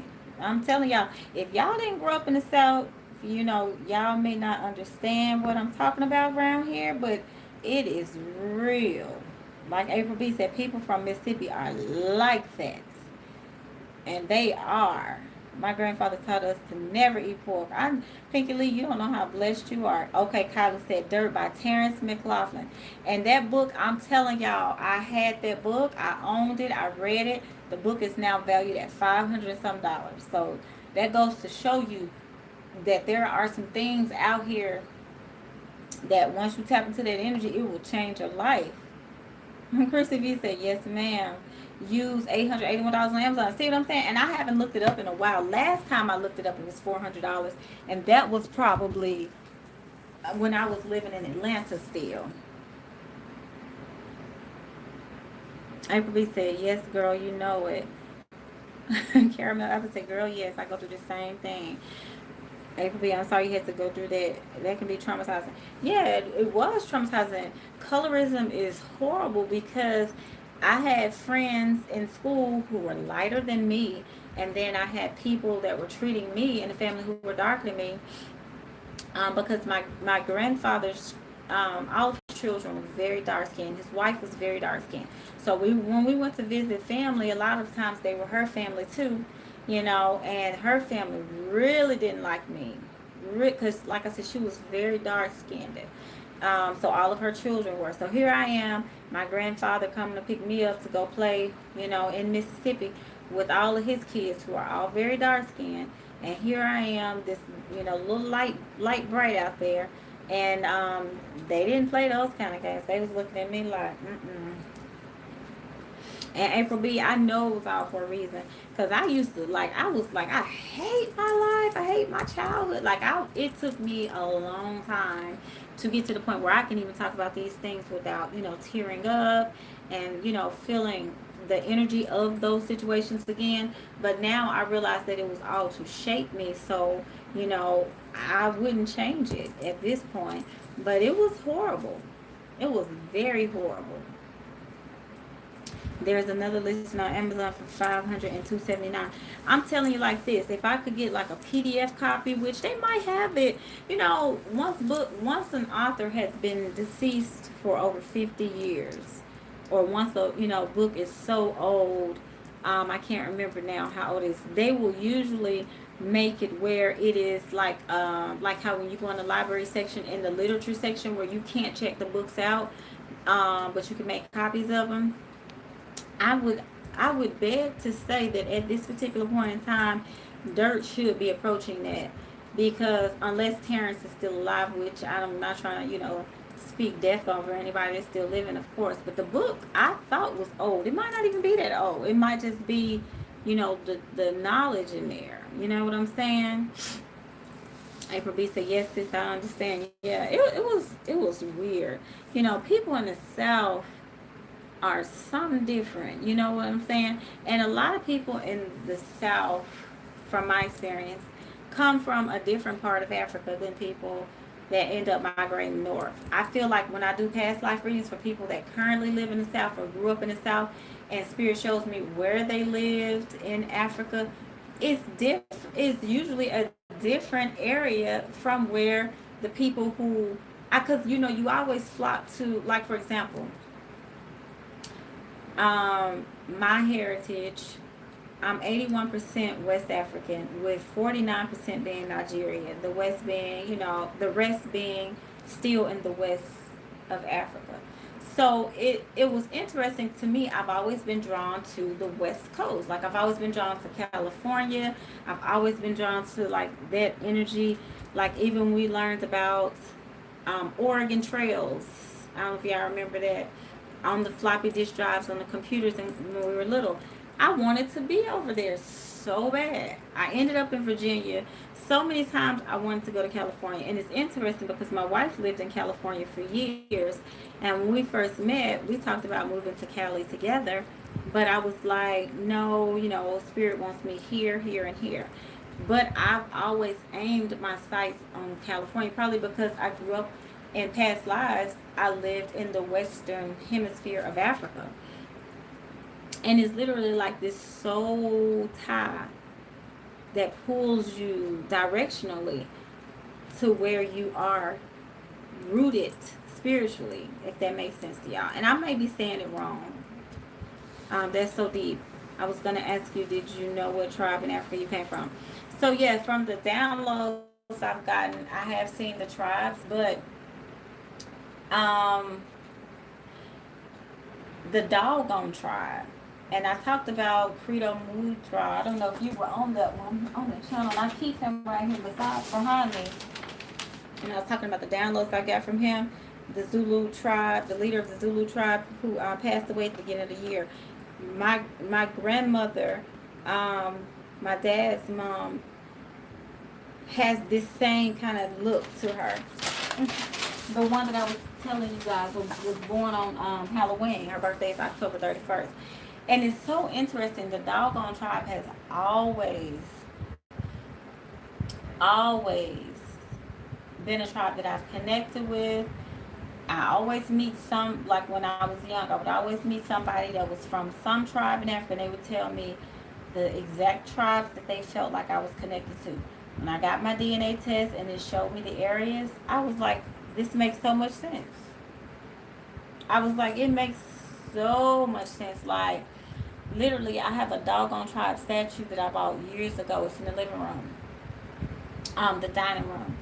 And, well, first of all, let's see, how old was I? Maybe right before I bought my house that I was telling you guys I manifested, I ended up buying this, starting my African mask collection.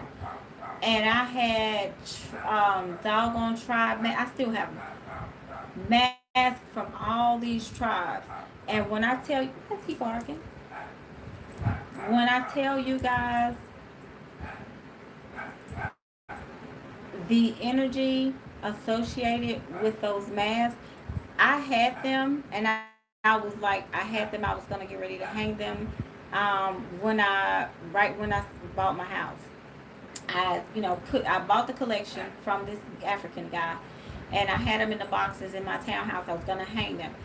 Y'all, I slept in the living room, fell asleep on the couch, and the dang on statues, I had so many crazy dreams. I was like, oh my God. Like, so I knew, I've been knowing I was a little bit shocked when I got my DNA test back. Um, that I had so much Nigerian blood, because I was like 49%. That should mean like that would insinuate that I was like second generation Nigerian. Like you would think that I could pick up the phone or go on WhatsApp and call some of my people across, the water and be like, you know, hey, what's up? Like, but I don't have that kind of connection. I don't know how, how that happened.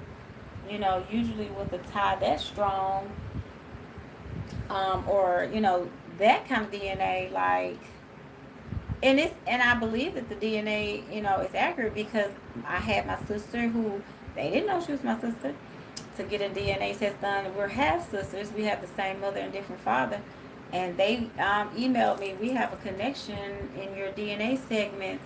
Blah blah blah blah blah. So they picked up on the fact that this person could be related to me. Yeah, she's related to me. We have the same mom.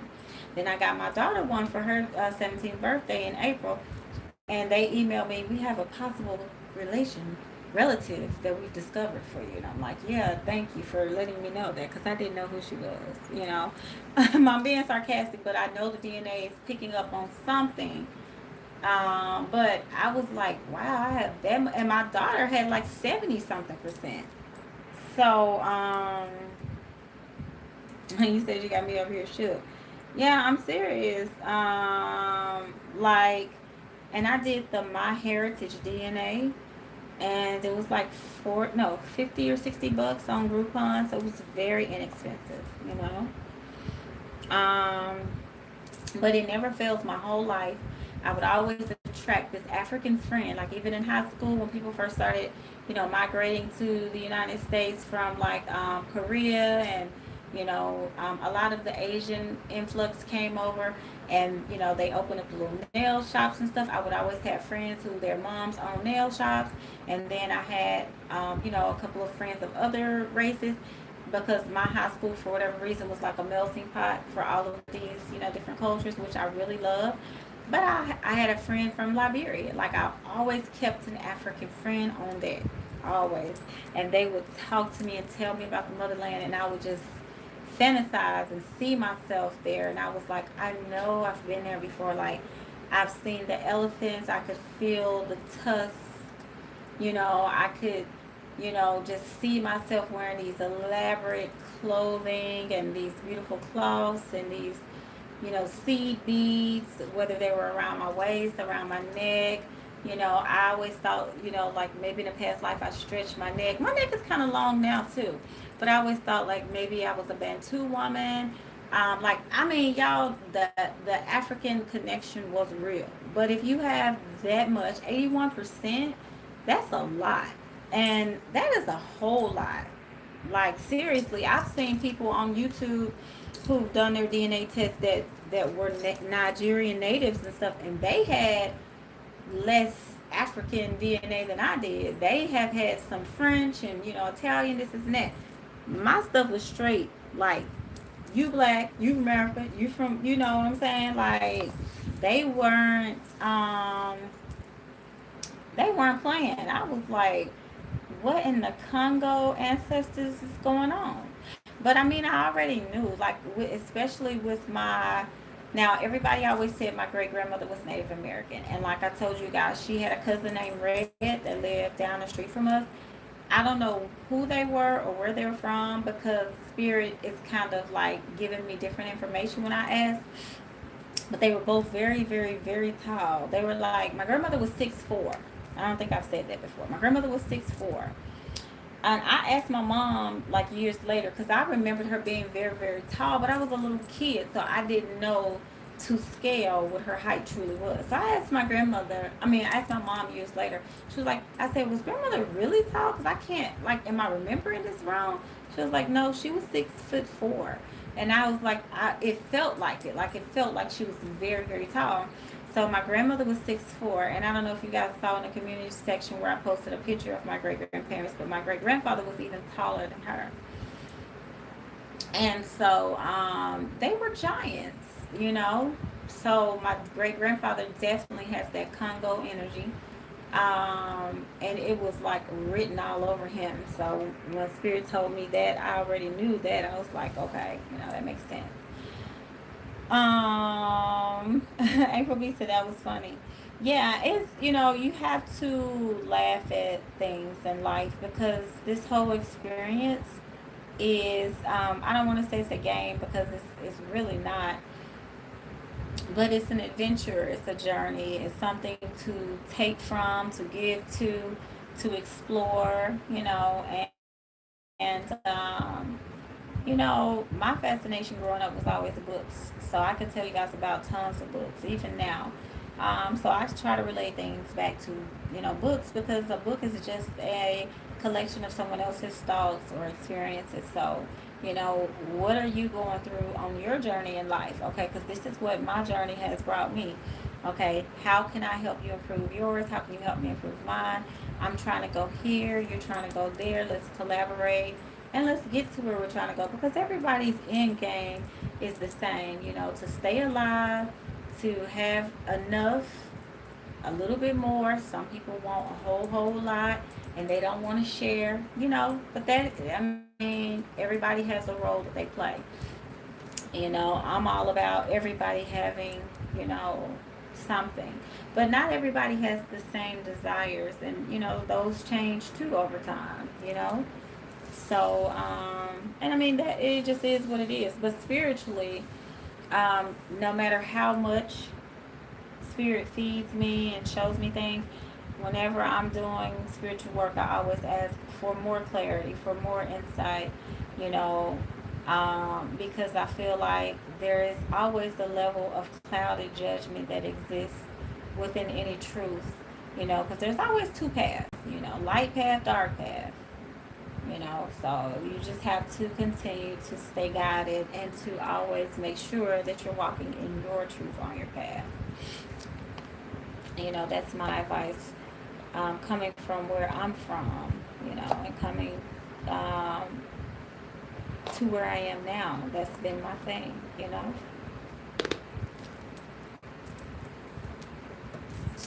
Peace, everyone. What did I miss? Black Goddess 4. Just me chit-chatting about all kind of stuff. Voodoo, growing up in Memphis, um, my Nigerian roots, just all kind of chit-chatting. We all talking colorism. What are we not talking about is the question, because wonderful story time. Oh, good, Pinky Lee. I was hoping I would put y'all to sleep. It's late at night, and y'all know I like to talk about some spirituality. So I was like, I'm up late, and we vibing. Well, there are 11 people in here. I was gonna save it for another time, but I can go ahead and jump into it now. So I did bring my little cute lantern. This one is battery operated. I was saying that this was one of the little conjure secrets. A lot of Southern conjure women will have this at their homes. And now it's not necessarily pink. Never have I seen it battery operated. But I bought this one out as a demonstration because all of my other ones do have oil in them. Caramel, I was I can listen all night. Pink Lisa, love it. I'm glad y'all like this. Do you have a connection with red dirt in the South and voodoo? So the red dirt in the South has a lot of minerals in it. So I would definitely connect that to voodoo, because whenever you see that red dirt or that clay, like in Georgia they call it the clay, in Carolina they call it red dirt. Some people in Mississippi talked about eating dirt when we were growing up. So that dirt, see, okay, so think about it. You have your big farmland, your pig farms and all that. Even your peaches. They talk about Georgia peaches, but Carolina peaches are very popular. So you have all of that stuff coming from, Georgia and Carolina and Tennessee and stuff like that, because they have that soil, and you can even scientifically look at the scales of their soil, because you can look at soil anywhere to determine what will grow best there. But the minerals in the soil are so strong that it can, this one came from Amazon. the minerals in the soil. That's why people, and Spirit gave me this download years ago.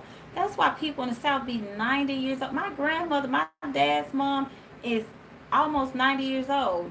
My aunt Velma is 93, you know, and and they both live in the Orange Mountain area. My great granny was in her late 70s, drank every day. Okay, like she was a sailor on the Pirates of the Caribbean. She drank every day like a pirate. Drank and drank. But she ate good food from the backyard that she grew her own stuff in. And you wonder, you know, my wife's grandmother is 93 years old. Why are these southern women living so long? The dirt, the soil. The soil has zinc in it.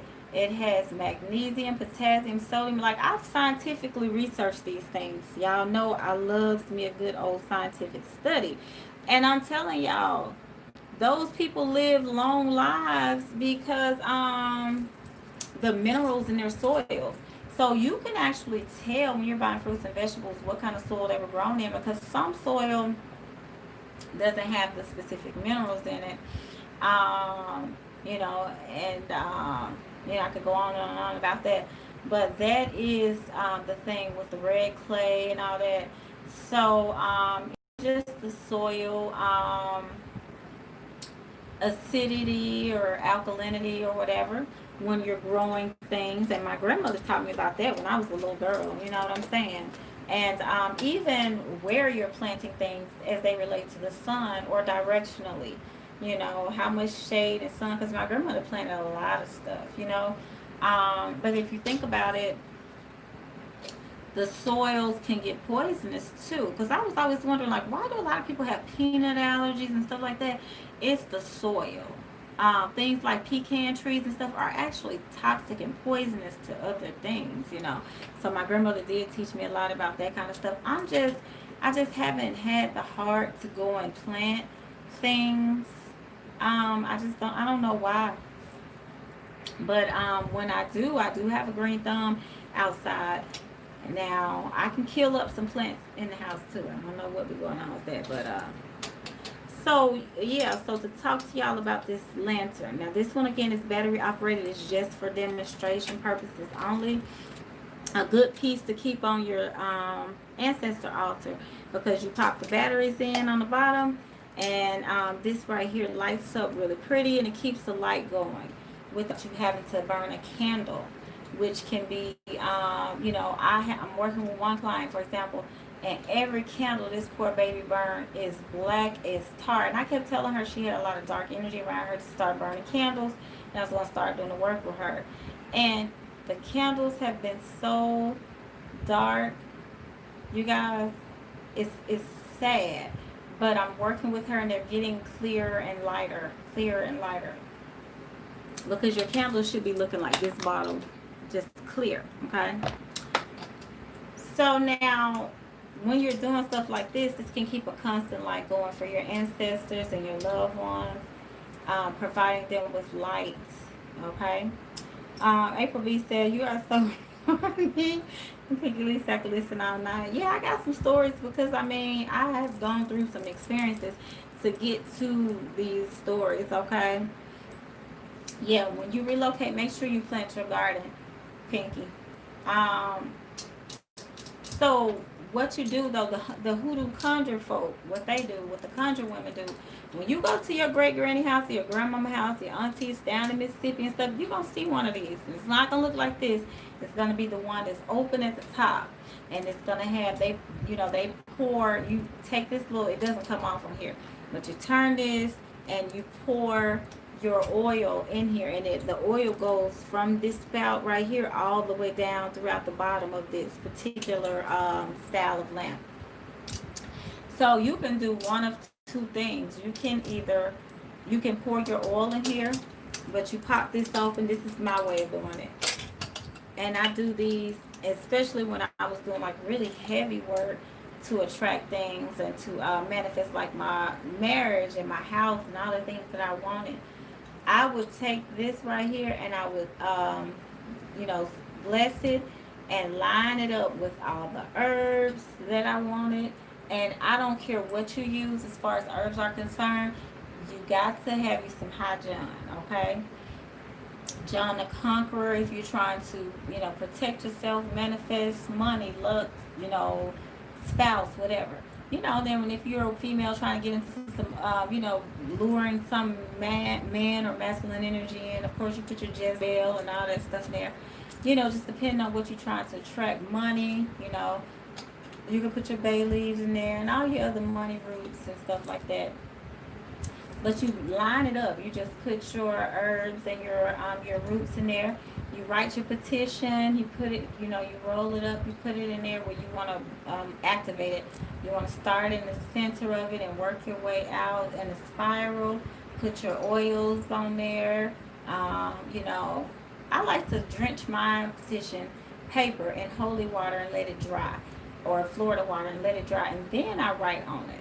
And when I first got started, I was doing everything the Wiccans was doing. I was using dragon's blood ink and all that. Now, I just write with whatever little, I have a particular ink pen just for my spiritual work, but I write with whatever little ink pen I write with, But you put all that stuff in there, and you close it up. You say your prayer over it. You'll see the flame coming up here. But you light that thing, and it'll have like a little linen kind of. Is it? Yeah, I think it's linen. The little wick, and you have to keep rolling it up as it burns. But I like this because it's a slow, steady burn. You know what I mean? And that flame, you don't have to worry about candles. Because if you got some dark energy around you, you go to light up these glass jar candles, honey, that house will. I know people that have burned their house down, doing spiritual work and stuff like that. I have a hot John root on my altar, yes, and I keep a hot John. Well, I carry my own little mojo bags that I make, but I keep hot John on me at all times. And interesting to me, my dad's name was John, and so I always gravitated towards hot John the Conqueror root. When I first started my spiritual journey. And even Dr. John, who was a spiritualist, if you guys are familiar with Marie Laveau, Dr. John is also a very popular spiritualist. Like, to me, John is just always John. I burn my John candles, you know what I mean? Like, John just connects with me. Now that I think about it, even my gynecologist's name is John. Like, I have a good homeboy who I've been friends with for years. His name is John. Like, John has just always resonated with me. Now I think about it, my supervisor at work's name is John. Like, it's just always John for me. So that is my root of choice, and I would encourage you all to always have that to work with. I have to sleep with a nightlight on because I'm sensitive with spirit. And it's so interesting you say that, Black Goddess, for because if you guys look back at some of my previous lives, I did mention to a few of you who I've done readings for to sleep with the nightlight on. And I use a pink Himalayan salt lamp in every room, even in my kitchen. So nothing is completely ever dark. That's because my great grandmother taught me that as well. And I mentioned it in a lot, but I didn't say where I got it from. Well, that's what the haggard spirits and all of those haints, as my grandmother call them, what they do is they wait until you get caught slipping, boom, them lights out, it's dark outside. That's when they're nocturnal. They wait until you are asleep, and then they come creeping in and do their thizzle. So you want to keep night lights, keep lights set. That's the whole point of me talking about these kind of things as well. And even for your ancestors, they fumbling around. They don't know where they're going. You have to keep the lights going. You know what I'm saying? Because if you think about it, a lot of lower vibrational frequencies, and especially, think about it. When you're dreaming, you're in a dream world, you're in the underworld, you're navigating through it. It's usually really dark through there too. Keep that light set. Keep your water on your nightstand. Keep your salt in the corners and even under the bed. Conjure hoodoo women will tell you. My grandmother had stuff under the couch too. They will tell you got to stay strapped. Okay? If you look at Sojourner Truth and Harriet Tubman, all these women, yeah, they were packing pistols and stuff, but they also had their roots and their conjure work as well. You know what I'm saying? I bet you any money they was packing roots and whatever else protective pieces they need. Yes, I have never ever slept, but can we also use a lamp with batteries? You mean this kind of lamp right here? I wouldn't put my herbs and roots in here because it's not going to have the same power that that oil will have, if you know what I mean. Um, yes, me too. I've never in my life ever caught sleep in the black dark, pitch dark. And that's why me and my wife don't get along. Sometimes I will fall asleep in here in this Reiki room because she be thinking I'm asleep in the dark. I'm like, listen, I grew up in a haunted house. I know better than that. So let me tell y'all, my grandmother told me you never sleep in the pitch black dark. So we would go to sleep in that living room. She would be on that couch. I would be on that quilted pallets on the floor. And when I tell y'all that TV would be on, y'all remember when TV used to go off at night and it would be like those little lines, they start singing the Star Spangled Banner, or then it would just go off and be like just a flat tone. People start randomly talking. I don't know if they was tapping into some kind of overseas radios or what, but you start hearing people just randomly talking like a walkie-talkie kind of thing. I don't know if they was out of space doing something or what was going on, but you just start hearing random people talking. And it didn't matter what the situation was, that TV never went off. Ever. That my grandmother did not play those kind of games, okay? Lama Dama. Yes, Lama Dama. I have a Lama Dama in the kitchen. Lama Dama does not play. My Lama Dama in the kitchen she has a yellow skirt on and she has a yellow head wrap. Kind of sort of like this. But honey, my Lama Dama got her hand on her hip and she got that broom in her hand and she looking like she will knock your brain out of the socket if you come up in this house. That's why I keep her right there in the kitchen. And she has a little pink Himalayan sea salt lamp plugged up right behind her too. My mom always keep the dining room light on at night. April B said, yes, this is so true about Harriet Tubman. Yeah, Harriet Tubman. And y'all know Harriet Tubman actually used to channel energy. She had, but think about how many spirits and ancestors was walking with this woman. This woman over here freeing slaves, and she taking people all the way from the south, from the dirty south, all the way to the north. I know what a road trip is like, me moving from Memphis to Georgia, from Georgia to Virginia. Like, I'm telling you, the places that she went through to get up here, even in the car, I was a little skeptical. You know what I'm saying? So to think about walking up there, you was walking with God. You were walking with Source. You weren't even walking. Your body was just being guided. You was just floating. You see what I'm saying? Because that's the kind of protection right there that y'all need to be pulling down. Like Black Goddess Force said, Lama Dama. Yes, I got Lama Dama in the kitchen, and I have her yellow because I know that's my prosperity center of my home. Lama Dama don't play, and y'all need to get with that too. Think about it. A lot of other races, and I know this because my grandmother worked for people of other races, and they talk about this now, like with blackface and stuff like that. Well, why do you think that these older other races, other race people have our, ancient mammy and Lama Dama in their kitchens and stuff like that? They know all about working with energy. You see what I'm saying? Chrissy V says, sound like me. My hubby cuts up when I leave a light on. And I'm like, if you, listen, here, these are the rules. We're going to have a light on. Or I'm going to go in the Reiki room. And it's just as simple. And she'll tell y'all, there's no middle ground with that. I cannot sleep in a pitch black dark room. But she prefers pitch black dark. And I'm like, listen, you did not grow up in the haunted house that I did. There's absolutely no way. No way. Y'all laughing at me. Yeah, I'm telling y'all, it's real. When you it's like being shell shocked.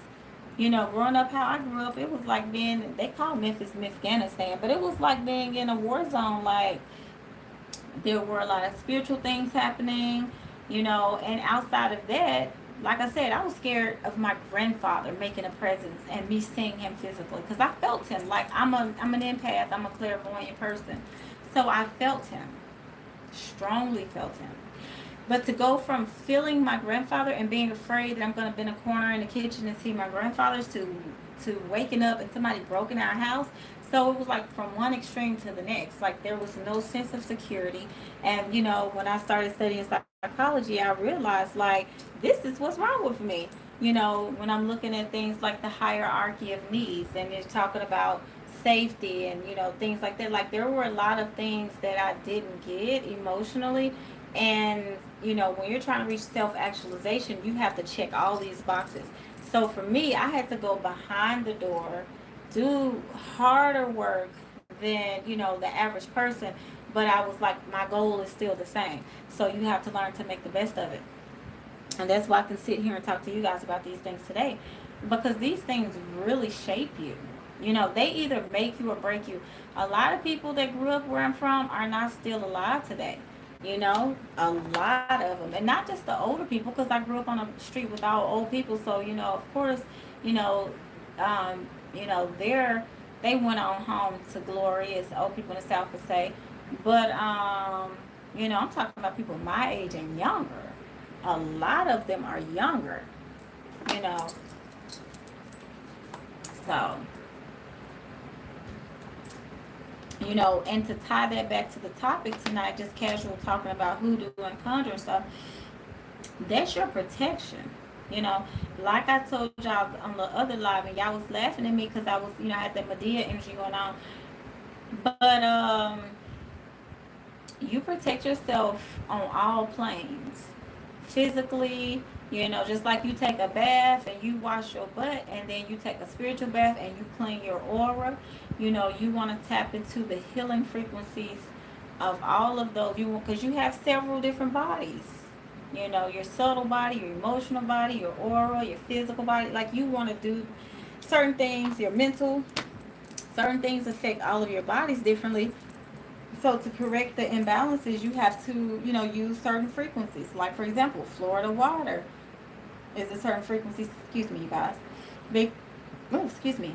Florida water is a certain frequency because it has all these essential oils and all these other curios.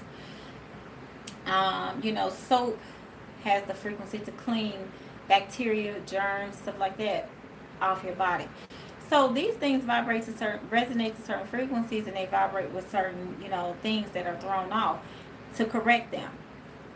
If you have some germs on your body, you wash your hands, get them off. If you have something that's caught in your aura that's, about to get ready to penetrate, and that's going to throw everything off, you do a spiritual bath. You sage, you use palo, you get blessed or baptized or whatever, herb baths. All those things change your vibrations. And it's like, you don't do all of that work for, for nothing. You keep yourself protected and safe, because you guys, we're accessing sacred knowledge. And do you guys know, some people never get to these levels that we're at, regardless of where we're at on our journey. You got a lot of people that are never going to wake up to half of the things that we are open to. So you have to protect that. You have to look at yourself like you are precious cargo. You have to protect that level of knowledge.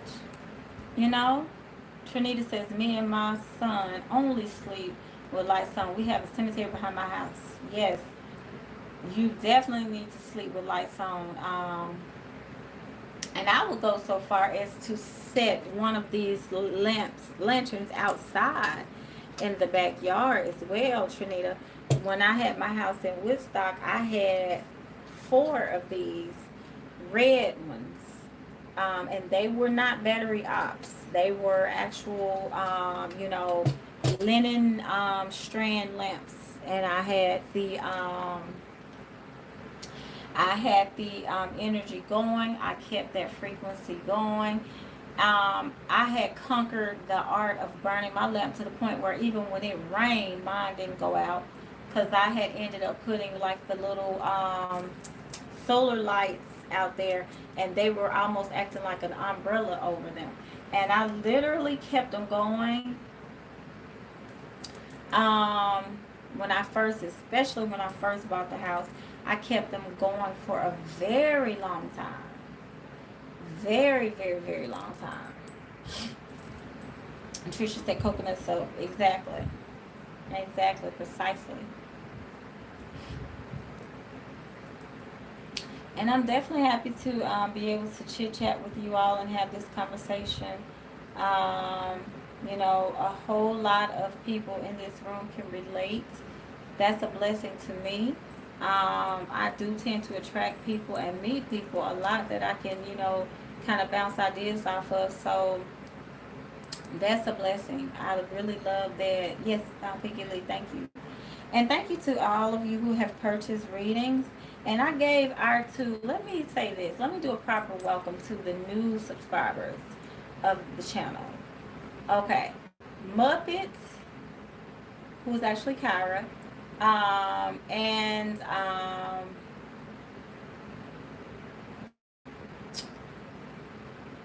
Rhonda, is that your name, LaRonda? If I say it wrong, I will correct it. I'm sorry if I'm saying it wrong.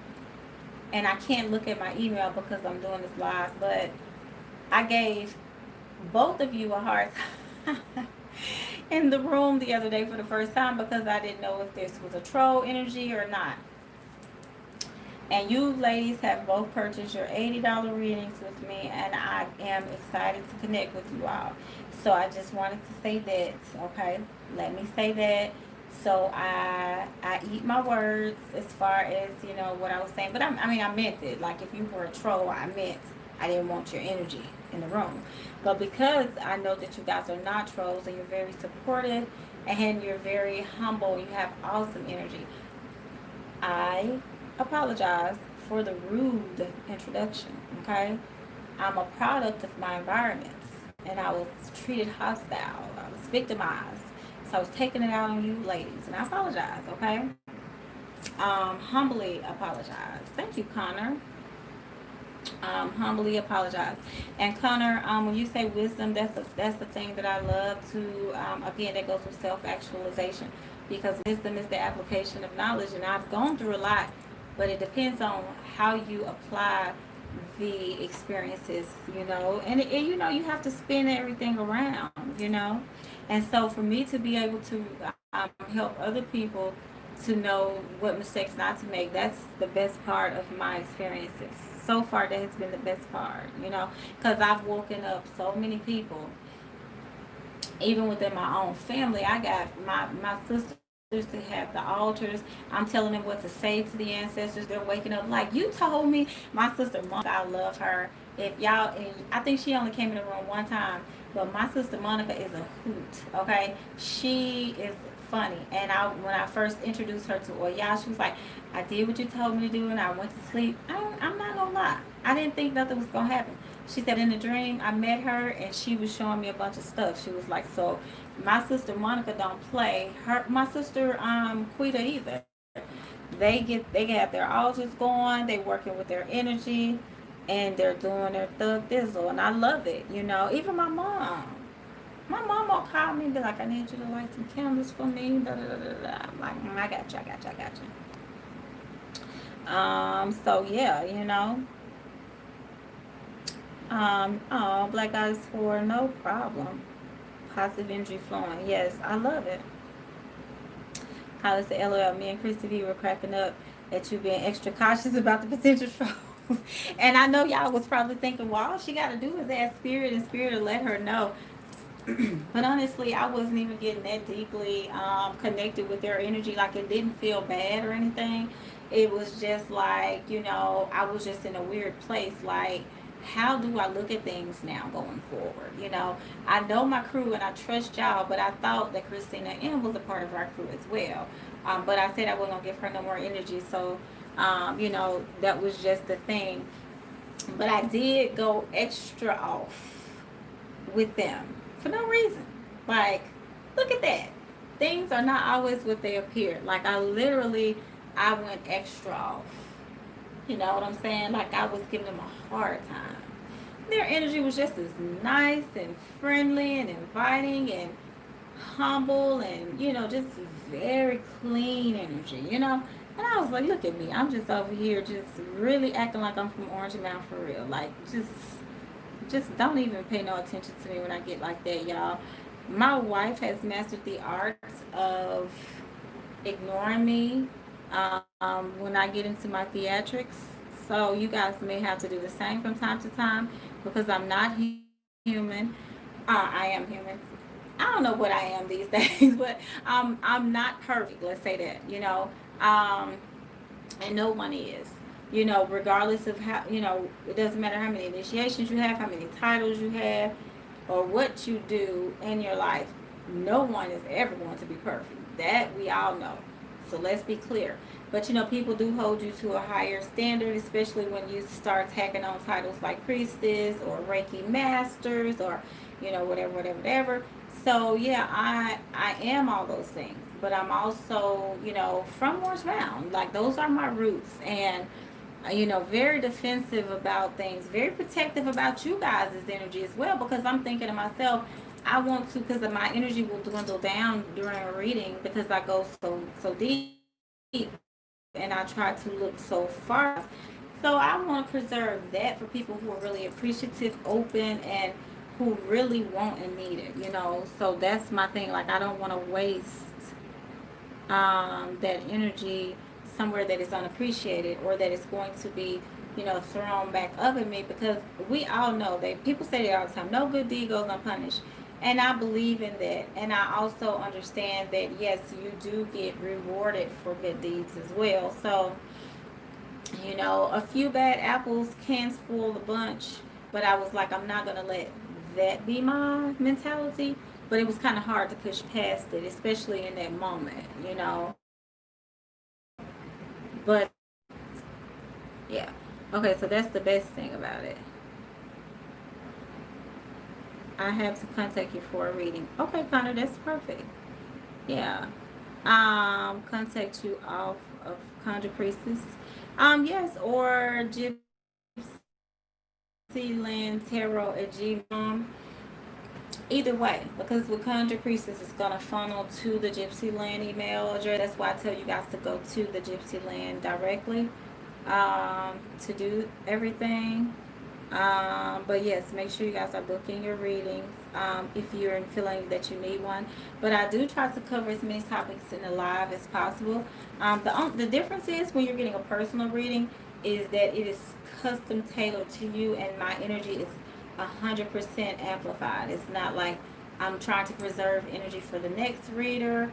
I'm sorry, for the next viewer, and the energy is not so spread out, because the way that I book my readings, I make sure that I have ample time to recharge. Okay. Chrissy V, you laughing? Yes, I love our little crew too, Kyla, and that's one of the reasons why Connor says love every single one of you. Yes, I agree, and that's why I did it this way, because I very, of course, I thought about it when I first started. How do I want to do this? Do I want to do like everybody else does? Singles, twin flames, pick a pal.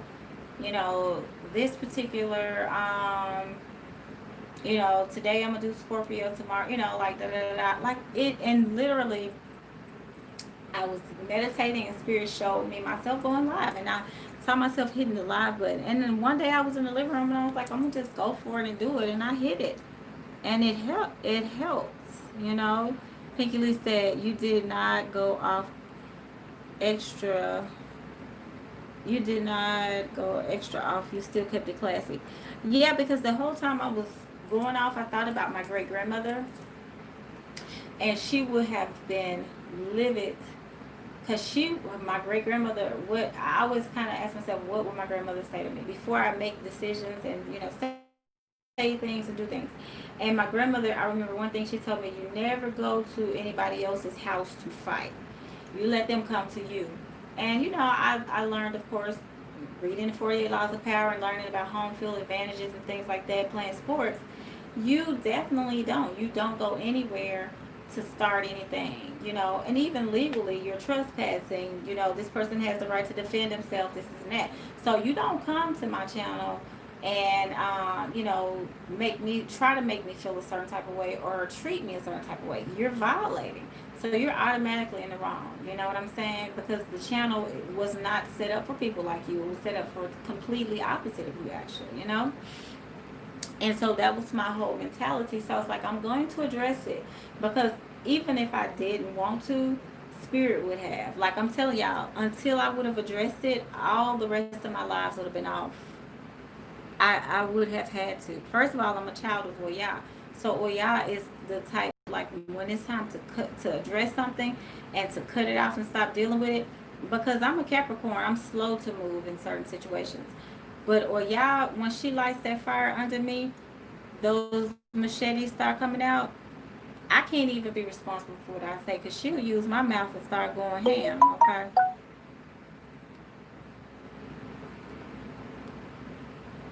Where did that come from? Talking about my high school friend. I mean, my friend from work, John, and some message on Facebook from him. Well, I'm glad that you guys actually, you know, are saying that, because I know that we all vibrate the same way. And I mean, I would do the same thing for you guys. Like, hey, boo, hey, what you doing up this late? Blessed hands. Um, Christy V, I think I missed what you started. Oh, what you stated, to leave water beside the bed. Okay, yeah. So water absorbs energy, right? Think about the fact that water, this is a good thing too. If you're concerned, like if you are concerned about whether there's some negative energy or activity in your home, leave a glass of water out and look at the film around it, or what kind of, you know, look and see what the water can catch, basically. Now it could just be a bad, poor quality water. We can be honest here and talk about that too. But a lot of the hoodoo credo is using nature to let nature detect things, you know, cure things, prevent things, or communicate with you. You know what I'm saying? And I always look at it like, you know, just from a very scientific perspective. We're made of gases, water, you know, we have some soft tissues, some hard bones, which could be synonymous to crystals or gemstones, or, you know, whatever other hard materials are found in nature. We grow hair, which is, you know, is actually dead. Our nails, they're dead. And those things can be synonymous to like branches on a tree or whatever, because it can all point back to who you are. And it's all a very, you know, natural process. But with all of that being said, water is very important for human life. So you can use water for protection, you know, because like they say, you can live for a while without food. You can fast for a long time without food, especially if you have some extra fat or some extra toxins in your fat cells, or especially if you have like cancerous cells or abnormal cells. Your body's going to feed off of that stuff first. Extra fat, excess weight, it's going to feed off of that first. And depending on somebody like me, I can live for a long time with no food, because I got all kind of extra body fat. But you know what I'm saying? But water, they say you can only live 3 days without water. Now, a lot of times, you know, people can go without drinking enough water because they drinking other stuff.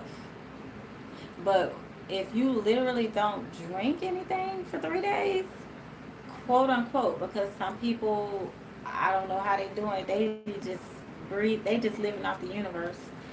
But yeah, so you definitely, and I think a lot of those people who live off of that kind of prana, where they just do the breaths and stuff, and they don't eat and drink anything for a long time, those gurus, I feel like they're up at the top of the mountains. There's probably some kind of, what do you call it? I wouldn't say steam, evaporation, or some kind of water that they're accessing up there. But you put the water there because it's almost like it will trap that negativity. Okay? You can do the same thing with an egg. You can put an egg under your bed, especially a brown egg or egg from a black hen. You can put that under your bed. This is how ways to tell if there's negative energy. And some people egg looks so weird and creepy, y'all, that I've seen when I've done an egg analysis. So you want to put a yes, Connor, that's the email. Thank you, Kyla. You want to put a cup of what glass? I prefer a glass of water beside your nightstand, or you know, on the floor beside your bed, dresser, whatever it is, close to yourself, though, closer to your persons. And Chris TV said facts. Yes, don't start. Nothing won't be done. I have water glasses every room in my house and also on my prosperity altar. Yeah, and I was doing a reading earlier for somebody, and I can't remember who it was right now, but they were saying that they didn't have an altar set up because I was like, your ancestors are hungry, they're thirsty, and y'all just don't know. Speaking of, let me get me some water. Y'all just don't realize the ancestors need us just as much as we need them.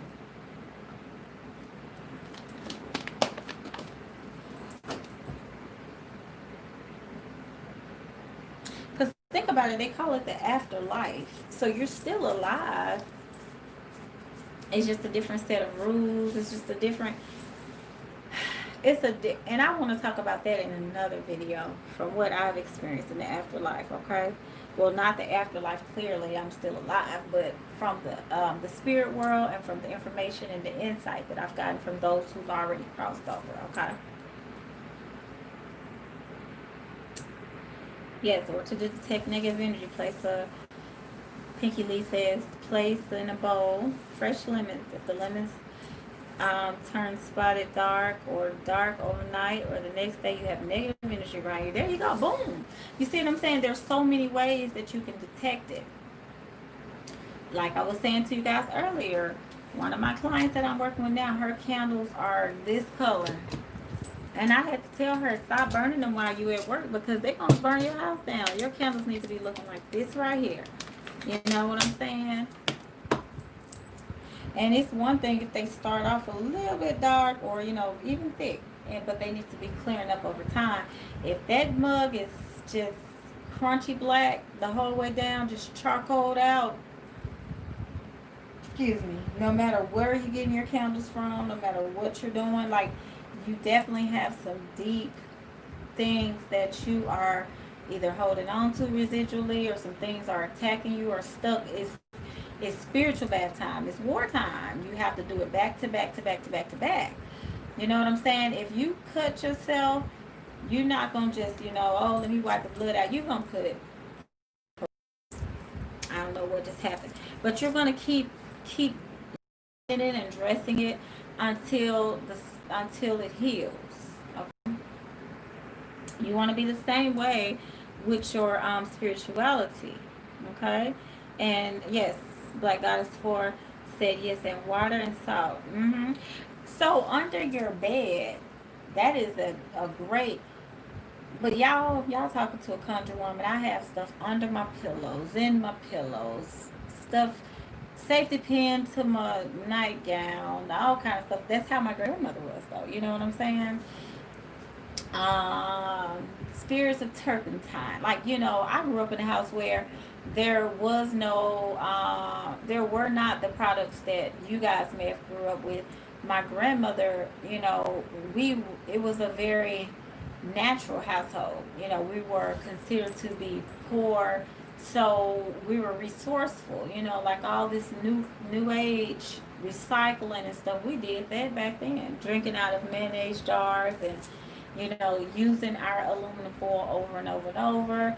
If we brought home a paper bag, it was, you know, to do something else with. It wasn't just for that moment. Nothing was trashed, you know.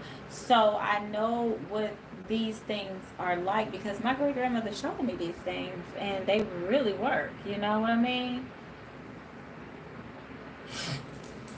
Kyla said that was me. My ancestors aren't happy. Okay. So, okay, Kai, I couldn't even remember who it was. But yeah, so, and just think about it, how they showed me that.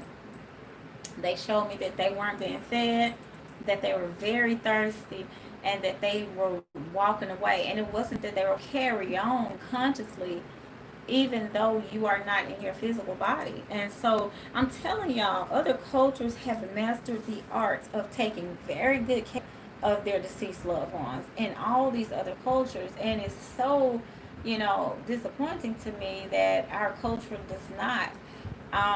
You know, like in, for example, in Africa, and even other like Asian cultures, where they take care of their elders, they honor them. Over here, people so disrespectful to older people, and I grew up on the street with all older people, so I know what it's like to see an older person trying to cross the street, and I know how fast people can be flying down the street. So let me run outside and help them cross the street.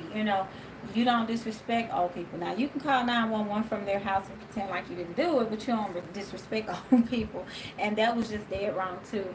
But I'm just being funny, y'all, because if y'all watched the live where I talked about that, then y'all know why I said that. But you definitely want to honor. And okay, that's spirituality 101. The first thing you start doing outside of working with roots and natural things is you honor your ancestors, and then you start working with angels and spirits, like the Luau, the Orishas, or whoever else you want to work with. Even in Christianity, they tell you to, in order to get to the Father, you must go through the Son. There's no way around that. There is no backdooring any spiritual path or traditional path. Any fire you have to go through Eshu to get to any of the other Orishas. It's up to him to determine if your message is, if the gates are going to be open. Hermes carries the messages from us to the gods. There's always a portal that you must access in order to get to a higher level of consciousness or prosperity, just to tap in, just to get in good.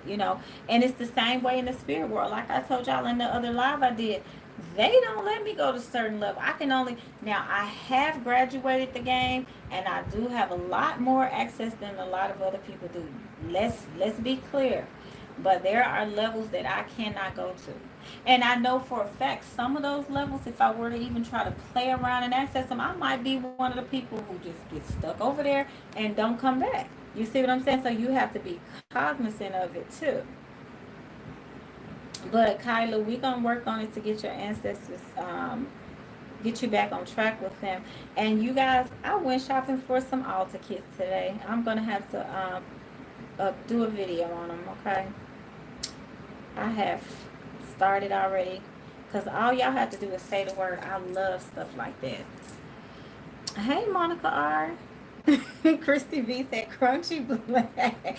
Y'all know I'm from Orange Mound, so it does come out at times, okay? And y'all probably already, because people always, like, especially being up here in Virginia, it never fails. From the day we moved up here, well, I'll say a few days later, we went to the mall. But from the movers to me in the mall, and somebody asked me he had a makeup stand or whatever. He was like, where are you from? Atlanta? So back before I lived in Georgia for years, people would ask me, oh my God, where in the world are you from? You know what? It's crazy. Even when I was working at a call center and I lived in Memphis, I was like 20 until I left when I was 26. And every day, everybody wants to know, where are you from? So y'all know I'm from Orange Mountain. I have that country accent, and I have that Orange Mountain upbringing. You know what I'm saying? Just lighting them. And that's very true. Very good point. I mean, but oil is flammable. I really don't advise people to put oils on their candles that are in glass jars. I only advise you to put oil on your candles when you are using a taper and you're, activating that energy and you're rubbing that energy back and forth. Like how when somebody's trying to create a fire with a stick, and you can just feel that energy heating up. That's the only time I advise it. But if it's in a glass jar, I don't advise it. When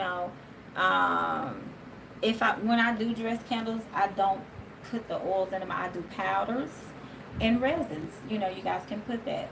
The herbs and the powders and the gemstones, whatever, just, you know, you don't want it too thick. But, and even with that, what I would say is, you know, you draw your symbol, you carve out your protection symbols or whatever symbols you're, you know, calling down the energy of. Carve that out at the top of your glass candle. You know, you want to carve that out, you know, do that. Bless it, you know, speak into it, all that. And then, because you've already saged it before you've done all of this stuff. And then, now this is the glass with the top of it. Let it burn a little bit. Let it liquefy, even if it's just this much. And then you sprinkle a little bit of resins and herbs. And if you look at witches, oh, like how they depict witches when they're brewing things in their cauldrons, they don't just dump everything in there and do this and they done. They're always brewing and boiling and sprinkling very slowly. It's an art. It's just like cooking something. You know, I hate when people go in and they done cooking in 2 minutes. I don't care if it's eggs. Like if I'm scrambling eggs, even though I don't eat eggs, but like when I'm cooking eggs for my wife, she's always like, your eggs are the best in the world. They're so soft, but they're well cooked and this, and that. That's because it may take me about 10 minutes or so just to scramble some eggs because I cook them very slowly. And I'm very particular. Chrissy said, "Not my grandbaby." Y'all are, see, I love it. Y'all remember everything. Yeah, honey, I went up there and called 911 just as bold. And then I was all shocked and just surprised when I came home from the store and the whole street was lit up. I mean, I was just like, maybe I am a drama queen. Maybe my wife is right. Just maybe now. Not seriously, just maybe. Right, June says, I respect the elders. Yes. And exactly, come on, Black Goddess, for your ancestors are your first line of defense. Precisely. Because think about it, these people share your blood. Hello? So it's like your blood is in the spirit world by default because you're here in this physical world with this blood in your body. Over there, your blood is in somebody else's, you know, spiritual energy or their essence. So come on, that's a connection in and of itself. You know, the power is always in the blood. So like I told you guys before about sympathetic magic, you know, a part can affect a whole. So if you're doing things, you know, that's why I say have an altar for yourself, have an altar for your ancestors, you know, and y'all are going to have to start putting petitions out there if you're single to attract people that are like-minded because there's no real way to explain all this stuff to somebody who just doesn't get it or who's not into anything other than Christianity. Because like for me, I tried it. I dated people who didn't understand it, but I just got to the point where I was like, listen, I need somebody that's woke. Okay, spirit, send me somebody that's conscious, as we used to say back in the day. When I was in Memphis in my teens and we were, you know, learning about, you know, different things, we would say conscious, you know. Krista V said, I'm excited for the kids. Yeah, I got, and y'all know I had to like really get some cute stuff. So I have 3 crosses. One cross hangs. One cross is, they're all like kind of blingy looking. But and it's interesting because some people don't work with the energy of the cross. They go to the ankh and they forget about the cross. Or people start working with spirituality and they say, well, okay, I'm no longer a Christian, so let me get rid of my Bible. But you don't. Those are tools. Those are very powerful based on intention alone tools. Okay. So that's why I went to the cross. We keep crosses around our house. We keep a Bible in each room. And we keep our Psalms and all of that going, okay? So I did get crosses for the centerpieces of the altar kits. And then I got candle holders.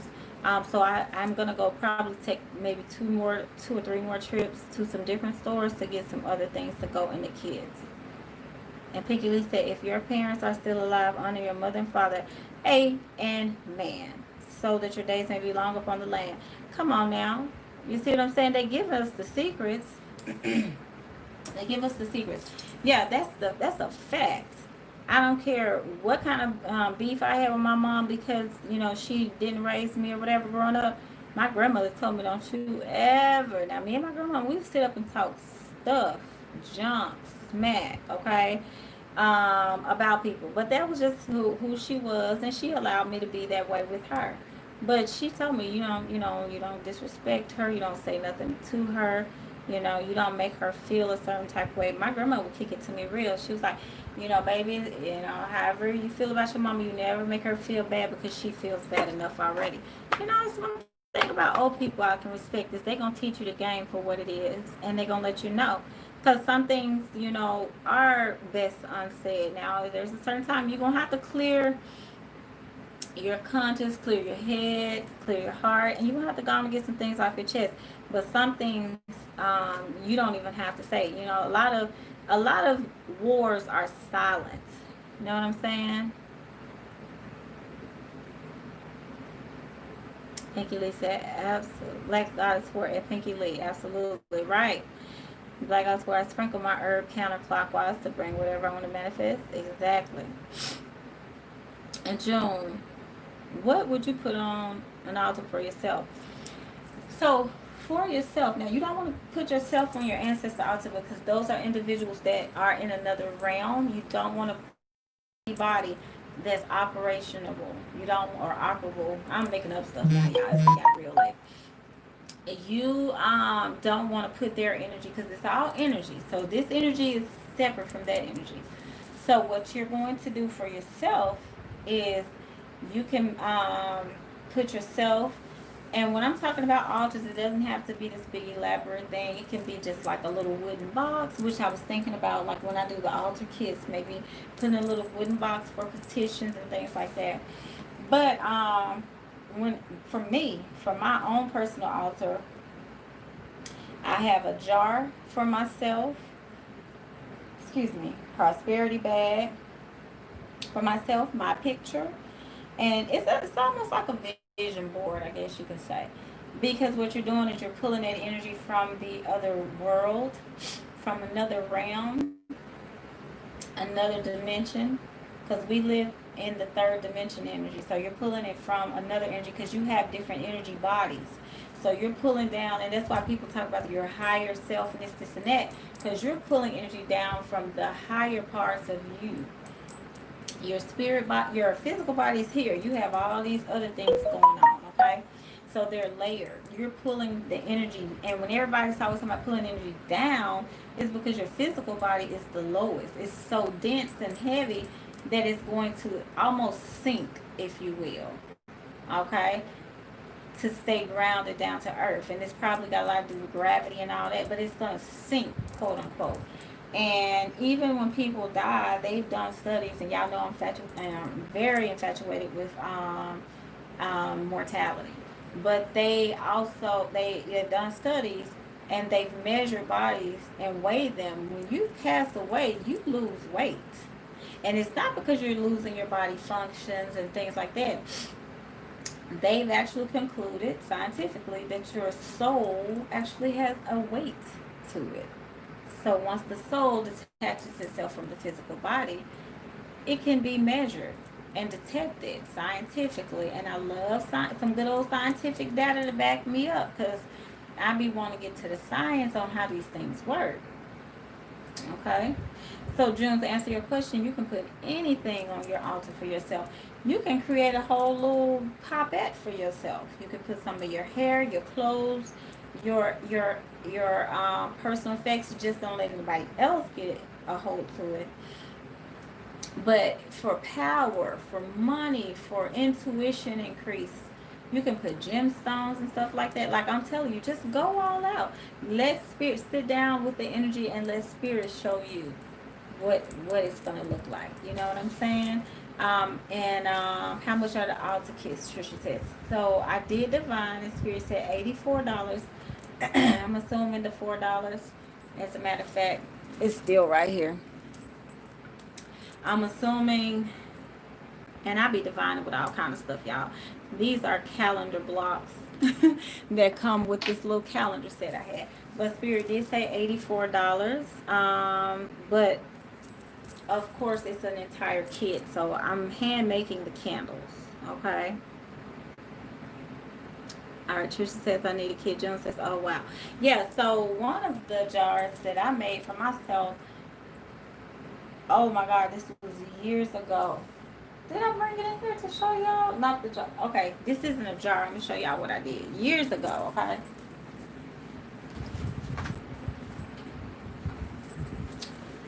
So this was a vitamin bottle, and I took this vitamin bottle and I put my symbols and my seals around it. This is the Elohim seal. Okay. You can get a book of seals. This is M5. They have the numbers in there. I put the prosperity seal. I put the good fortune seal. Okay, this is just one. This was literally a vitamin bottle. Y'all see this? Y'all know I'm from the South. I grew up in with my great granny. Look at this. This was a vitamin bottle. Okay, vitamins. And I took the label off. This thing has survived. This was before I bought my house. I got this. I bought my house in 2012. This particular pill vitamin bottle, I took it, and I was just recently like, let me open it up, but listen, this thing is so powerful, it's still probably working. But this was just one of the babies I made, because after that I graduated, I would get jars that were, shaped in different symbols or whatever. But I got all kind of herbs in here. I got my hair in here before I started my locks. Like the hair that's in here is just regular straight hair. Okay. Now I didn't have a relaxer. So it's just regular hair. Probably had like a blowout or something. But I got all kind of herbs in here, all kind of powders and stuff. I'm telling y'all, like, I was going all out. And I literally worked this. And by working it, I'm saying you're praying over, you're infusing it and pouring energy into it. Y'all need to watch Transformers. I'm telling y'all, they show y'all a lot about energy in these movies, okay? Pinky Lee, save my altar, keep the cross, please. I need a little white cloth for those also. Yeah, of course, I have the cloths. And the cloths that I have, I already had those.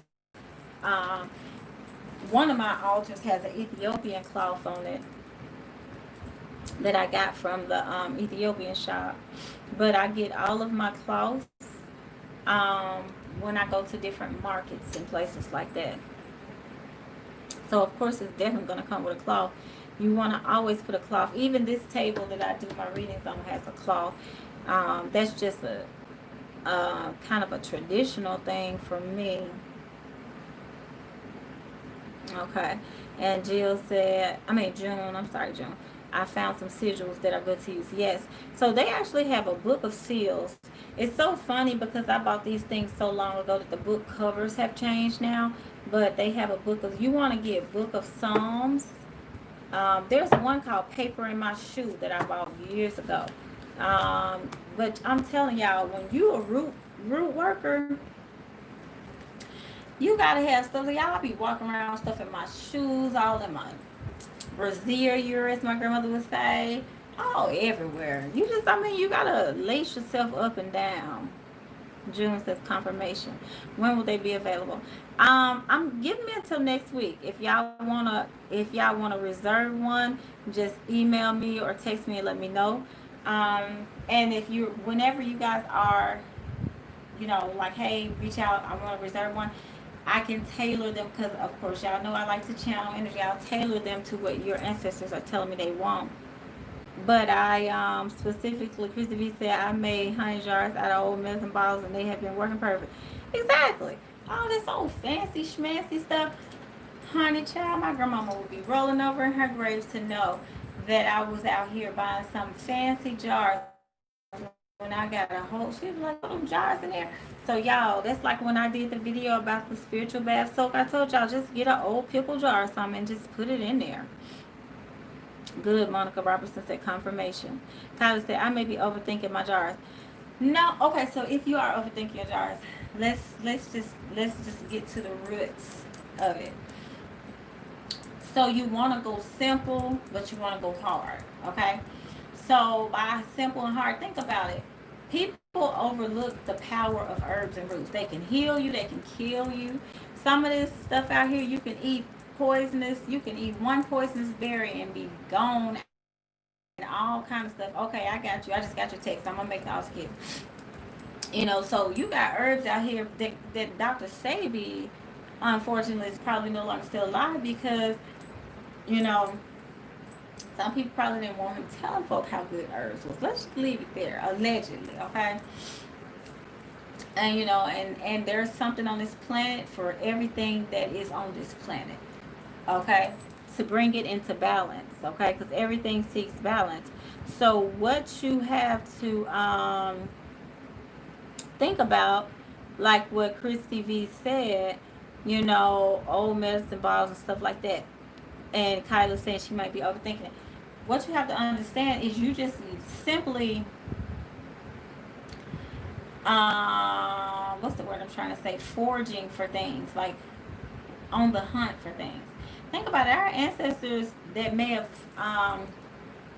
come from Africa, where they had all these wild things and these different grains and stuff that were indigenous. Once they got to the Americas, they had to figure out, okay, how am I going to still make my magic work? So they may have had to start using acorns and pine cones and pine needles in lieu of what, let's just say, Palo Santo. So you can't get your palo wood because the palo tree doesn't grow in America, your new home.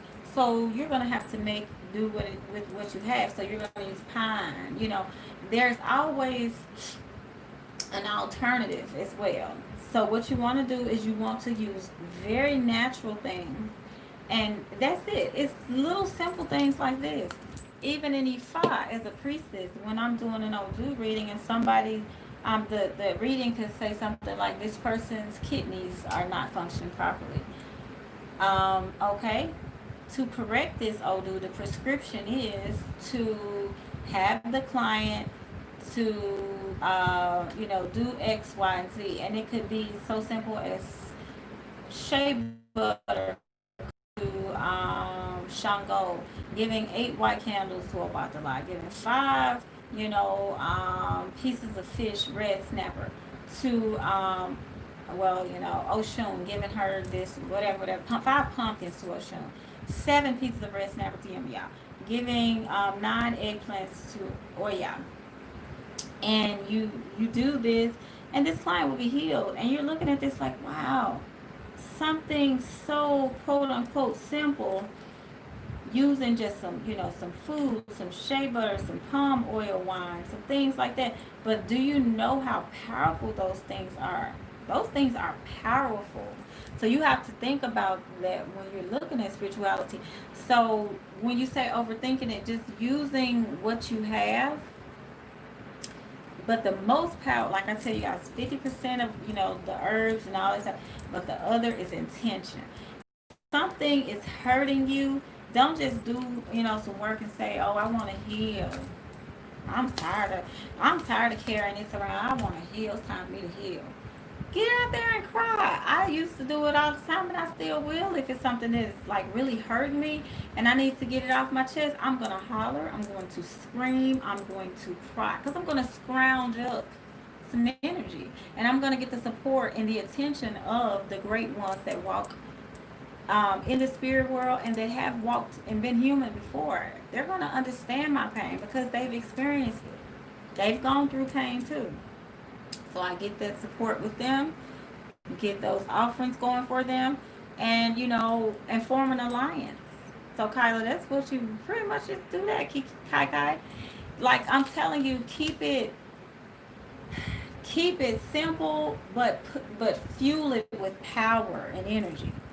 And that comes from your intention. You know, if you're trying to attract abundance, you want to be very excited about it. You know, be like, man, I'm about to get me a new car. So let me go get me a new outfit to match my new car. You know, just be very, I'm not even going to say cocky, because you're not coming from a place of ego when you're saying, oh, I already know I got it. You're coming from a place of, I already know it because it's been promised to me. You see? And Pinky Lee said, watch Transformers. Okay, so when you're talking about energy, you can find it in a lot of movies. Transformers is just one that came to mind. because I just rewatched the very first one that came out in like 2007 recently. Because again, back around that time, I was a mom. I had 2 kids. You know, I'm still a mom, but I was a mom of children. So you know, they drugged me to the movie theaters, and I took them willingly.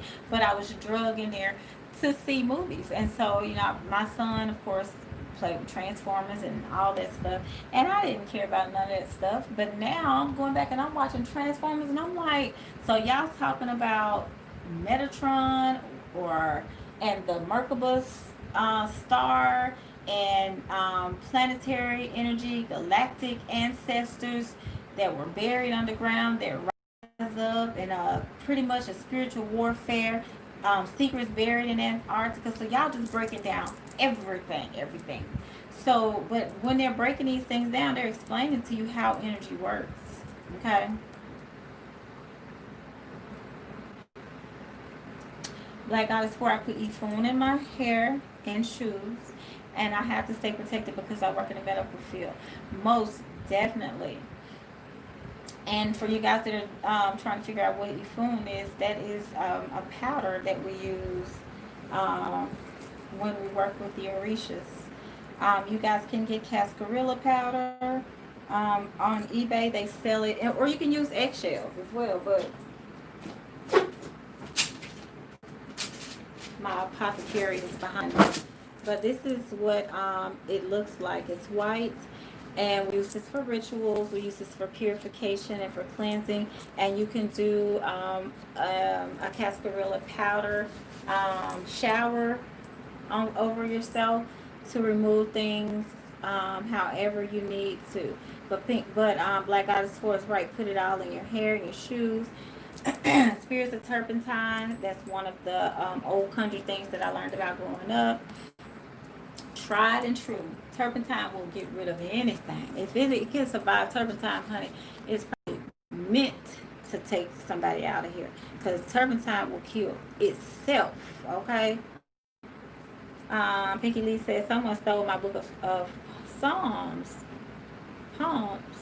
Your book of Psalms. Shame on them. Oh, Lord. They stealing the Psalms. Okay. I don't even know what else to say. Please post your PayPal. Okay. I will. My PayPal is actually my Gypsy Land Tarot email. And Angel and R, hi y'all. What kind of herbs do you use for the jars? It's gonna depend on what you are trying to manifest. The herbs resonate with or vibrate with whatever you're trying to attract. So if you're a woman and you're single and you're trying to attract a man and you want him to pay your bills, you want him to take you out, I don't know about now with Corona, but you want him to, you want to lure him in and reel him in, you can do some Oshun things. You can do honey. You can put a honeycomb in there, because honey is very sticky, so he's going to be stuck to you. And then the honeycomb is going to be like a little, or like you could put spider web in there. And I'm talking about just walking outside and finding a web and just getting it and putting it in there and weaving, the spider web around your petition that you write down. You can do that. And I told my wife when I met her, listen, I do conjure work. So if we're going to be together, don't be surprised if you're going to be conjured. She was like, I don't care. Put me in a jar, because I don't have sense half the time. So I need somebody to put me in a jar. I was like, thank you for your permission, because I will be doing it. Okay. So you put your Jezebel root in there. You put plenty of cinnamon, plenty of ginger. They have all kind of herbs for just that. You can put any kind of like ginkgo, biloba, ginseng, any fiery herbs. I forgot the name of it. Something crystal palm, something. I have a lot of very rare herbs that I've retrieved from different sources in different countries. But you just want to put anything, for example, in this, to get this man in, anything that is sweet. You can spray some perfume in there. And then this is a jar. And then you put yourself, your name in there, your energy in there, because this is going to make you just so irresistible and desirable that this man that you're trying to get, if he don't want you, that's okay. Just step on the side and move out the way, because somebody does. You see what I'm saying? So you sweeten up the honey pot of yourself, because this is going to, because remember, we're doing sympathetic magic, so a part affects a whole. So if you're taking this jar and you're making a part of your energy, forcing a part of your energy to be in this jar, and you're putting some of your personal effects in there, so your DNA, which is a part of you, or whatever other personal effects, hair, nails, a part of you, is going in there, then it's going to affect the whole you. So the whole you is going to be vibrating. Because I'm telling y'all, when I used to do this back in the day, I couldn't dot the door for folks trying to, I could not go walking around the neighborhood, people trying to kidnap me and take me with them. And I had to calm down on some of these jars I was doing for myself, you know. So, Kyla says LOL, Monica says LOL, I can't focus on love, but I'm listening at the same time, questioning, can I do that for self love? Absolutely. You can do them to heal scars. I do healing jars. That is my preference, is to do a healing jar. Okay. And even when, if y'all notice when I'm doing readings, I tell y'all self-care, self-love, and self-healing and stuff like that. Angel says LOL. Black eyes at Pinky Lee have encounters spirits where you work. Let's see.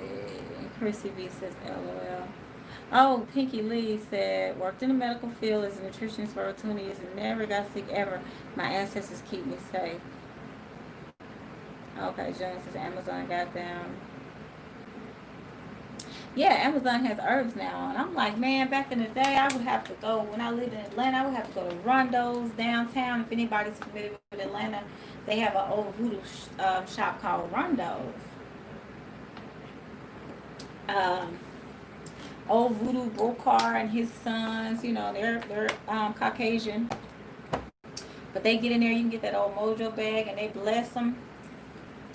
And they got stuff in there. Now, they don't like you touching nothing. And they got old statues and stuff in there that nobody ever buys. They still got dust on them. If you touch them, you'll have a layer of dirt, you know, thick as a sheet of paper on your hand. And I'm like, you know, are these just for decorations or what?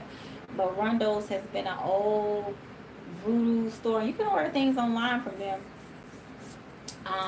They sell all kind of stuff.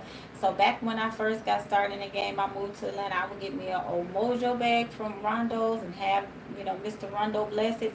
I knew the days. They had older black guy named George that worked in there who liked me. I never would let him dress my bag because I knew he liked me. I said, hell, he might be trying to dress this for him. But I knew the days that Mr. Rondo would be in there, the owner, and I would wait and I would go in there. And as soon as he see me down the door, I don't care what he doing, he'd jump up. I took my wife years later. He did the same thing. And she said, what you done did to this man? I ain't did nothing. Not a thing. June said, I used to live in Marietta. So you see what I'm saying, June? You might be very familiar with that. Trisha says, what do you put in your healing jar? Now, that recipe I'm not at liberty to give to you guys. It is in my book of secrets, book of shadows. I said book of secrets, Lord, I done renamed the thing. It's in my book of shadows. One of them, I have a lot. It's in here. But I got this from I got this download from Spirit, so I sell them, but I'm not at liberty to give y'all these. And I wanted to before, and I divined on it, and they told me no. But I call it my happy jar. Okay, so what I will say is, okay, so let me just tell you, just put yourself a jar together with anything that vibrates that would make you happy, like as far as essential oils, things that lift your spirit, crystals that are like clear quartz and things like that. But that's all I can tell you, because I literally got the download and Spirit told me no, no, no, no, no, no. Trisha, I wouldn't even charge you that much to do one because you always get product from me. Okay, so yeah, so just text me and I'll put one together for you and I'll let you know. It wouldn't be that much at all. Blackout is for every time a patient dies where I work. I notice the front door is open by itself. I spray holy water, Florida, cologne, 1800, and Hoyt's. Yes, that old Hoyt cologne. A lot of people don't know about that Hoyt. And spray down my front. See, you're doing all the right things as a conjure woman, and I have to do those things too because while I don't work in the medical field per se, I work with energies and spirits often. Um, and the energy around my house used to go crazy when someone before and during the time someone would make their transition. Even with my grandmother, until I learned how to anchor it. Even when my grandmother made her transition, I remember my great grandmother. I remember that night having the dream, and the next day when I came home from church and I realized, okay, my grandmother did die. Like literally, my bedroom, and I shared a room with my two sisters because I had just moved in with my mom, so we were all still relatively young, and so we all slept in the same room. But my bunk bed was up on the top, and y'all, I feel like all of my dolls was going crazy. I feel like oh excuse me, I feel like everything in the room was going crazy. The lights was flickering on and off and in the closet and stuff, and I could see shadows all that night. I felt like, y'all, it was one of the scariest nights that I can remember experiencing. Mind you, I grew up in the house with my great grandmother, so I had some scary nights, but this was spooky. Like I could feel it. I felt like I was what's her name on that Stephen King movie? Um, y'all know who I'm talking about. Carrie, is that her name? Yeah. So what's happening? I got you. People are trans. People's energy is leaving one source, shape, or form and transitioning, as they say, and transforming into something different. The energy can't be destroyed when you die, so it has to go somewhere. It has to do something different. It has to shift. Um, when my father was on his deathbed, he was in hospice and he was on his deathbed. And I've always said that I would do healing work in hospice facilities. Um, but that energy is very strong. When I went to visit my father, you guys, the last conversation that I had with him, he was telling me about some guy in a red shirt that was standing in the room with us. He kept saying it, kept saying it, kept saying it. I said, okay, he getting ready to leave. Whoever this is in this red shirt is going to assist him. When my kid's grandmother died, right? Well, I told you guys the story, I think. I was in the hospital room, and she was two floors above me in the same room when I delivered my daughter. Um, she told him that her sister, who had passed away, was there and was taking her with her. So people do get picked up by family members. I've been in the spirit world and I've tried to drive people. I don't know if I thought I was taking them from the spirit world, bringing them back or whatever. And spirit will let me get so far, and then they'd be like, okay, girl, go on back home now. And I, like, my car will stall out, like my car in real life, I'll be in that, and my sunroof will open up, and all of this water will flood the car out. Just crazy things. And so one time I thought I was slick, so since my car did all that, I hopped in this truck that I saw. Child, the truck was shaking and shivering so hard, spirit was not letting me go past a certain point with the people that I was trying to call myself rescuing from the other side, because once they're gone and that cord is cut, you can't bring them back over here in that same form. The energy can still live on, but not in that same form. So when it comes to being in the medical field, I take my hat off to all of you all, because I'm telling you guys, that's something I'm too empathic to do. Like I said, I went to, I took some pre-pharmacy classes. I went down the path of thinking that was my, divine course. Being in the medical field, being an attorney, all these things. But I'm so attached to energy. And as much as I would love to work in a funeral home or a hospice care facility, I know that it would be too overwhelming. I just take my hat off to you guys in the medical field. You know what I'm saying? Monica Robertson, I love you every time I need guidance. You do a live. I truly appreciate it. And you know what? Thank you. And the energies of you guys' ancestors will let me know that. They let me know exactly what we need to be talking about. June said my granny clock was on 3:33 when I come home after she passed. Woo! You see what I'm saying? And it's so synchronistic. I'm telling you guys, if you guys go back and even look at some of the times, the dates, the months, the years that people in your family may have transitioned or when they were born, a lot of people died in the month that they were born for whatever reason. I've seen that a lot, being a spiritualist. Or they'll pass away right before their birthday. My Aunt Roxy passed away right after her 33rd birthday. And like I told you guys before, we had her funeral on her big sister's. It was her big sister's birthday when we had her funeral. So these numbers and these birthdays, like for me, I had my son on my birthday, but I knew I would. I even spoke that when I knew when I was pregnant at the moment of conception, and I'm pretty sure you guys believe me because I've already proven myself to be who I say I am. But at the moment of conception, I told my kid's father, "Oh, I'm pregnant." He was looking at me like, "Girl, you crazy." And I was like, "No, I'm pregnant." So on my 19th birthday, I gave birth to my son. And everybody was like, "Oh, you're going to have your son close to your birthday." And I was like, "No, I'm going to have him on my birthday." Like Spirit had already showed me all these things, you know. Um, so yeah, June, I definitely believe that that's a message as well. That's how Spirit communicates, especially using clocks and stuff like that. All of those are energetic vehicles that they use to drive that energy home. All right, Trisha said Caroline. It's so funny because I didn't even think nobody would be up tonight, and here we are vibing this way. I love it. June said my granny did. She was talking about her moms at the store, so I knew she was gonna pass. Exactly.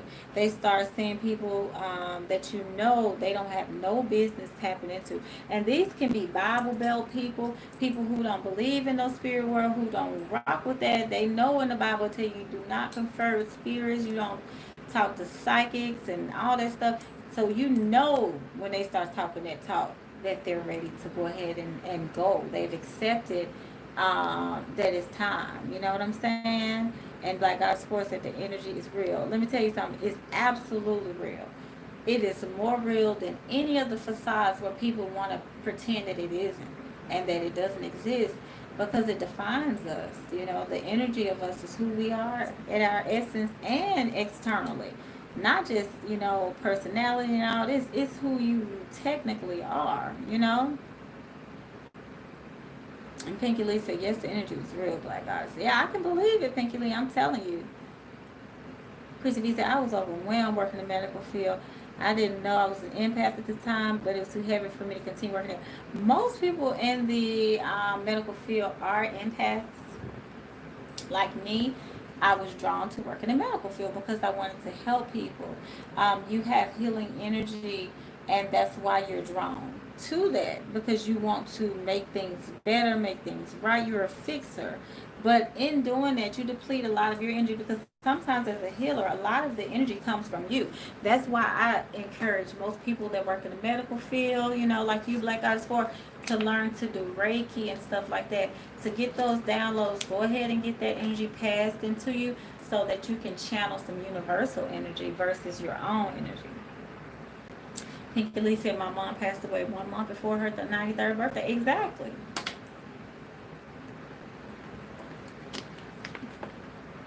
I don't know why, but it's usually the month of the birthday, before or right before, right after. I've seen it over and over and over and over and over. But you got to think about it. That's when your energy slid into this dimension or this existence. So it's probably also an agreement that was made for that to happen. I mean, it just makes sense to me spiritually that, you know, things would balance themselves. Like you're born in this energy and you pass away in it, like that similar energy or a mirroring energy. Black Goddess 4, my father transitioned 2 days after my birthday, which is on Valentine's Day. Let me tell y'all, I know all too well what that's like I told you guys, my mom's mom passed away a week after my 33rd birthday on the same Wednesday, the following Wednesday. I apologize.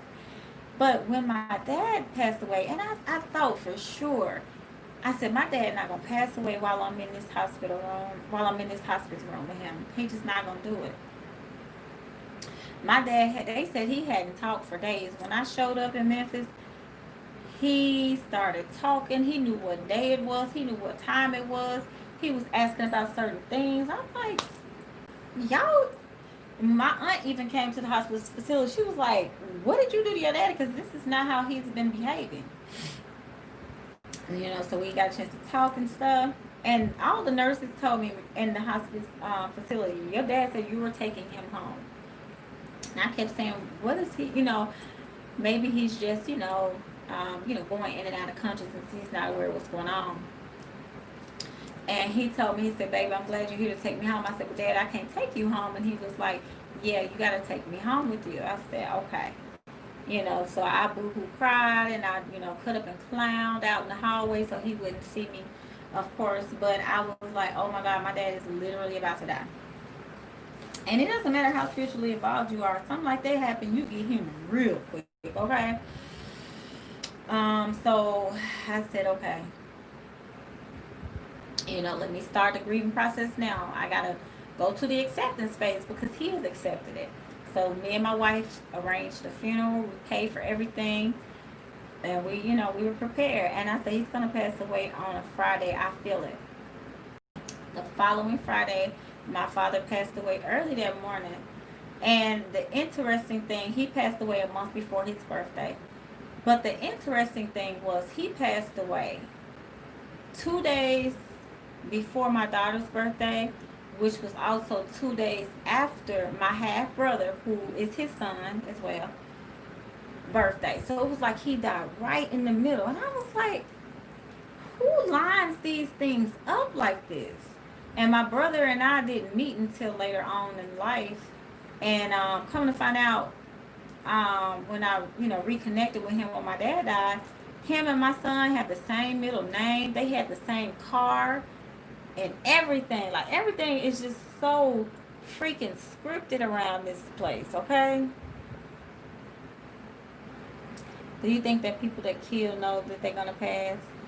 Sometimes you do, because a lot of times people are always talking about things. Like, I did a mediumship reading the other day, right before I went live, and a young man had passed away, and I was talking to his girlfriend. We were, tapping his energy, and I told him, I said, has he been asked her.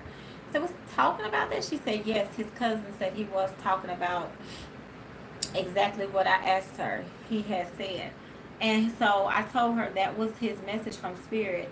And when I said the exact line to her that he had been telling them, that she confirmed that that's what he had been telling them, I knew it. I was like, man, and he drowned, unfortunately. Because I think I was telling you guys about the young man in the motorcycle accident, who I did a reading for as well. But yeah, this particular young man drowned. But he had already saw it,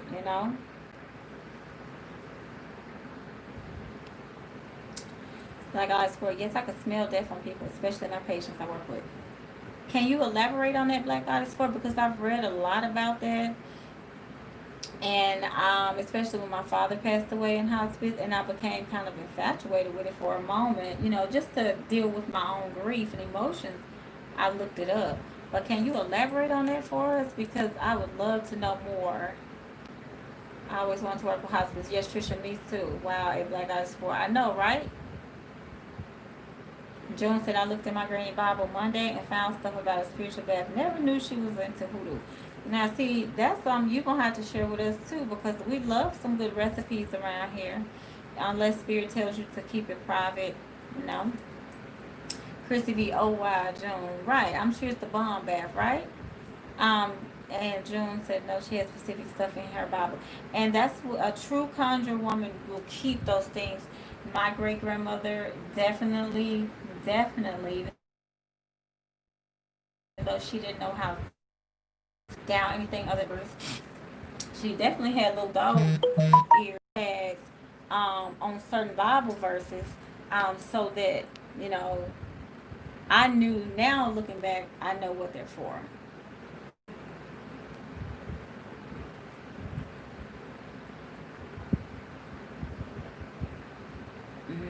Energy is very dry. I have to take a spiritual bath every day. Coffee grind and okra bath. And I was wondering, and that's an old conjure bath too. I was wondering what you were doing to conquer that. It's like old rotten smell. Okay, not bomb like bath bomb, but like a super powerful bomb. Yeah, Christy B, I knew what you meant, and I was thinking that I was like, yeah, not like a bath bomb from like Lush Cosmetics. You mean like the bomb bath? Okay. Yeah, Black Goddess Pinky Lee says Epsom salts help her. And the last live that I did for the bath soaks, I was telling you guys about Epsom salts. But let me implore you to also consider adding magnesium flakes because that's very healing. Because I keep emphasizing magnesium, and it is very essential. It's one of those minerals like zinc and iodine that a lot of people lack. And you know, for you being in the medical field, like I swore, you can probably attest to that. But you know, and I have to say allegedly because I don't have a medical degree. But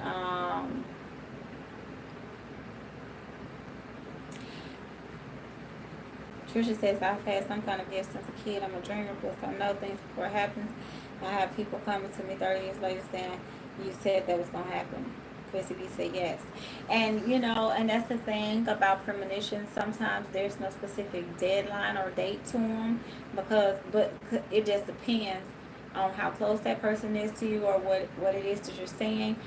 Because some premonitions, you know, are well in advance. I just hope some of the things that I've been dreaming about lately are like, oh my God, I just hope they never happen because I've had some dreams, some prophetic dreams, because I know that they're going to happen because I know when my dreams are, when the energy can be changed and when it can't be, when it's pretty set and it's solid. But like when my grandmother died and I had the dream that night, I knew I had the dream as she was making her transition. Like I knew it. There's a certain feeling that I get when I know that energy is just okay. That's it. It's just not. And even when I'm dealing with people in real life, like my energy will linger, or I'll allow people's energy to linger in my life. Historically, like when I was single, I've allowed energy to linger on. But there has been times when I'm like, okay, I need to cut this. And I literally physically feel it, emotionally, spiritually, all of that. And it's just gone. It dissipates. And I can see it. I've seen a lot of you know, entities, and I've seen them dissipate and they turn into light. That's why you want to always work with light. That's why I love working with Reiki. That's why I always talk about working with rose and vibrational frequencies that are very positive, because I know that the lower vibrational frequencies that are darker, um, when once you conquer them, they always dissipate and turn into light. That energy is shifted within them. And I'm not talking about in my third eye, I'm talking about my physical eye, what I've seen. Pinky Lee said that body decay smells like bone marrow. Ooh. John said I take magnesium pill. And see, while I am infatuated with that, that's the part of mortality that is, you know, is like it's a different level to actually witness what the body does as, you know, that process happens. From a spiritual perspective, I'm not afraid of that at all. But what the body does, you know, is probably what most people look at. Pinky Lee said yes, especially on the breath. Yeah, so Black Goddess Force of that. Yeah, and it's interesting how how like my father, for example, and from what I looked up online with hospice stories from hospice nurses, it's so interesting how he was in this sunken place And then all of a sudden, he's sitting up watching TV, having conversations. He's able to hold down some food. He's talking. He's, making jokes and all this stuff. And then it's just out. The consciousness. To me, that was very interesting to witness as a spiritualist. The absorption of the energy, how he absorbed it one moment and how he refuted it, and within the next moment he just closed himself off to the energy, and he just simply didn't want it or didn't embrace it or accept it or whatever. So that to me was very interesting, because I was like, man, like, come on, like, fight for your life, do this, do that. But he had already come to terms with what he wanted to have. And my dad knew he was going to pass away, because my dad told me to get an insurance policy on him 11 years before this happened. And I had a prophetic dream, and I got a spiritual reading. That was my first time ever getting one. And I wanted somebody to help me to make sense of what I had saw in the dream. And she said, your daddy gonna die. And I was like, yeah, that's what I'm dreaming. That's why I'm trying to ask you, what can I do? She was like, well, you can do it. You can do this and do that. You can warn him. She was like, but why would you do that? He's never been there for you. I said, well, he's asking me to get an insurance policy, and I keep seeing dreams of him dying. She was like, well, that's your money. That's meant for you. And I was like, but I don't want my dad to die. And she was like, well, you can warn him. You're very powerful. And you can warn him, and they'll prevent it alone. It'll put it off. So, of course, I did warn him. And then once I became a spiritualist, like faithfully, I started doing things to protect him. Well, that put it off for 11 years. And it's so crazy to me to look back, because I'm like, literally, the energy was shifted. So you guys just realize you're powerful, and you can definitely work with energy. I think some of us feel like you have to do things for so long. You have to have certain titles, certain initiations. And that's why I show you guys all aspects of myself, um, because I like to get real with you all, so that you can know, even before I got all these initiations and these titles, and before I, was officially this or had a certificate for that, I could do these things, and you guys can too. You know, like I said, intention alone is half of the. I love our conversations too, you guys. Intention alone is half the battle. Um, so I'm a Capricorn, so y'all know my bones get to popping, especially this time of the night. So yeah, so just keep working your magic, and I think our ancestors initiated us to higher learning. Exactly, Black Goddess. For like, think about how many initiations and stuff all of us in this room have done in our past lives. We didn't just jump in this group together by chance. It was ordained and planned, just like people dying in their birth months, or dying a month before their birthday, or 2 days after their son's birthday, 2 days before their granddaughter's birthday. Like, these things are synchronistic, you know. Ooh, excuse me, you guys. Me having my son on my birthday, that was something that we agreed to before we even incarnated. So if you existed before you incarnated as who you are, you made oaths, you made plans, you have, there's levels to things, and your DNA has, the backstory of all these things. I wish we could make this video private for just us. I don't know. Like, I feel like this is some knowledge. All of us in this room bring a certain energy, and we have access to certain sacred knowledge, probably even together in past lives. And I just feel it almost, that I feel like not everybody needs to be able to access it, because it's not meant for everybody to access it. That's one of the things I agree with. Not everybody needs to wake up. Like, some people, I always say I want to raise the consciousness level. Those who have good intentions, wake up and do this thing. Some people get a hold to this, and it is downhill for humanity, okay? Pinky Lee said, I knew my mom was going to pay this. I just knew. Yeah, there's the inner knowing. Think about it. You have the same blood, part of a whole, and a whole, whatever happens to a part affects the whole. So, and vice versa. Whatever happens to someone who shares your blood, of course you can feel it. That there's a communication that exists energetically. You know, a certain language is spoken.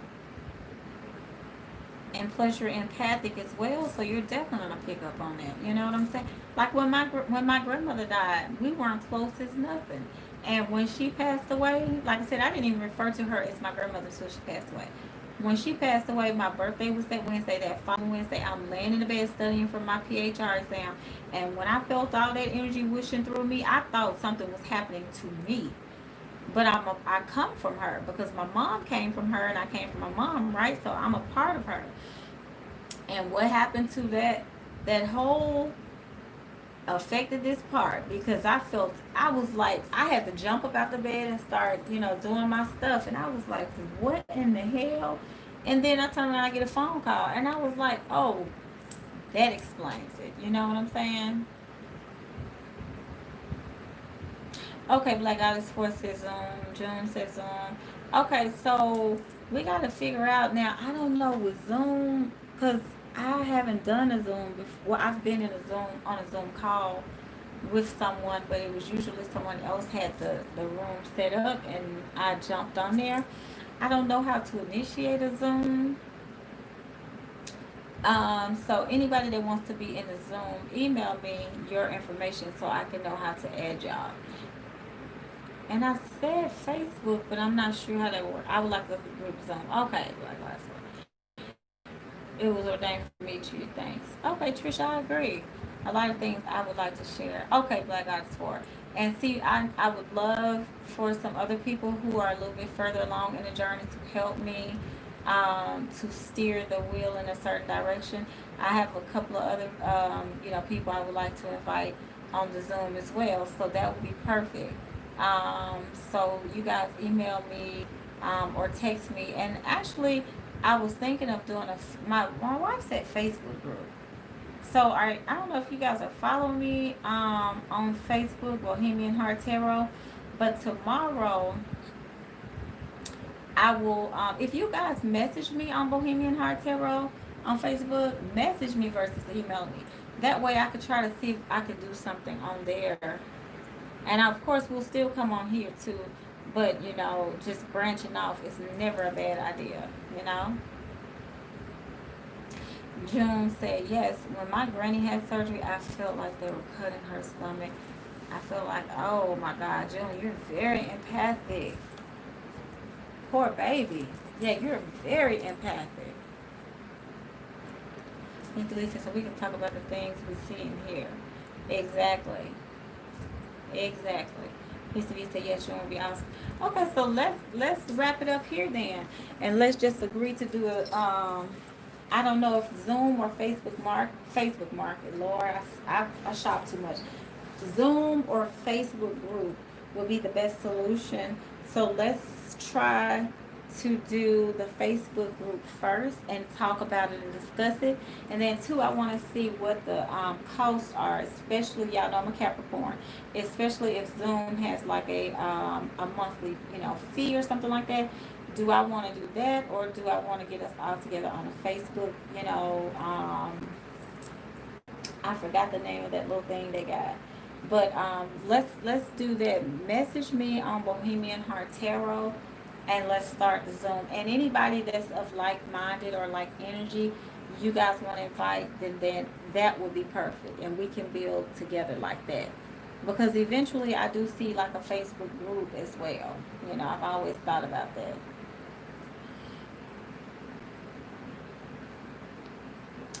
Like I swear, Pinky Lady, yes. Paranormal stories, malevolent. Let me tell you something. So, malevolent. Okay, so let's agree on a time tomorrow. Maybe that'll help. I'm on Eastern time. So, let's agree on a time tomorrow. I know a lot of you guys are employed, so we need to work around you all's schedule. So what would be a good time tomorrow to try to connect on the Facebook? Okay, Chrissy said Facebook would be a good option. Very so close. Yes, Joan. I understand when you're close to somebody, it hits different. You know what I'm saying? Like that day when I walked in our bedroom in our old house and I saw my wife laying in a casket, I was like, wait a minute, what just happened? And I sat down and sorted through it and calmed myself down enough to divine on it. And I said, okay, a car accident. So, okay, we can work with that. Let's shift that. Spirit is saying, okay. So we shifted that. And like I said, a week later, she had the accident, but it was just like a little bump on the Jeep. Matter of fact, that little bump still on there. We don't even care. I told her we're not going to get it buffed out because we want to remind ourselves of how real this thing is out here. I think Zoom has a time limit. See, that's what I was thinking. Let's try to do, what time tomorrow would be good for us to do a quick meeting on a Trisha says, "Here's traveling to see you." I see that too. That's so funny you say that. When we first found this house, I was like, okay, it's so magical. I would have to get into that on another video. But I thought about doing spiritual work here, you know. Um, like I wanted to do the downstairs to be like a kind of like a bed and breakfast for people that were coming to get healing work and spiritual work done. But COVID-19 has just shifted all of that. But you know, future outlooks, you know, I would love something like that. Black artists, yes, I can even see a person's wounds that have healed. Yes, Pinky Lee. That's the way that I see too. I don't know how to explain it, but the way you put it sounds really good. Like wounds that have hit, like past wounds and stuff like that. But you're very and to mix that with the medical field, I mean those are the type of medical workers that I love. Empathic medical workers and people who are very in tune with energy, you know. Monica Robertson said, yes, I would love to travel to see you. Like I'm telling y'all, once we're over this, you know, this thing that's going on out here, um, I'm telling y'all, that's where it's at. Because that was my vision. And that's exactly what I envisioned. Still to this day, you know. Okay, Black Goddess Force after 7 is good for me, 7 p.m. Are y'all talking about 7 p.m. Central, Pacific, or Eastern? Eastern? Because I'm on Eastern. Yes, Black Goddess Force spiritual retreat, most definitely. That's what I'm saying. Like I've been seeing this even when I was a little girl. I remember writing that down that I would have a place for people to come to.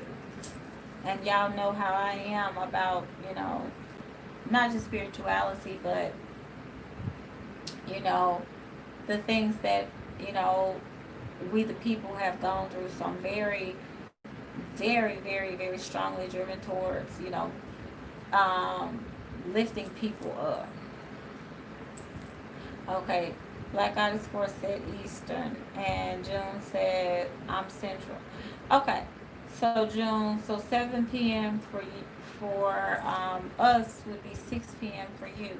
So you guys, what I would suggest, I think I'll ask my wife. I think it was like a house party or something she was throwing on Facebook when she connected me recently with one of her longtime friends who's very highly evolved spiritually. We connected instantly. I told you guys about her. So I noticed that when we were talking, a couple of her cousins, my wife's cousins, jumped in on our live because it was a family. I mean, it was a house party, and then we had to lock the room so nobody could jump on. So we'll figure out how to do that. I'll ask her tomorrow. So 7 p.m. Eastern on Bohemian Heart Tarot Facebook page. I'll be in there, and you guys can come in, even if people come in later, June, so that we can accommodate everybody. We'll start at 7 p.m. Eastern. And even if those of you who are saying 7 p.m. Eastern works for you, are not able to jump on at that time, just come in the room as you can, and everybody get a chance to talk and introduce themselves. And I'm just gonna chill because I'm ready to hear from y'all. I hear from y'all because y'all are very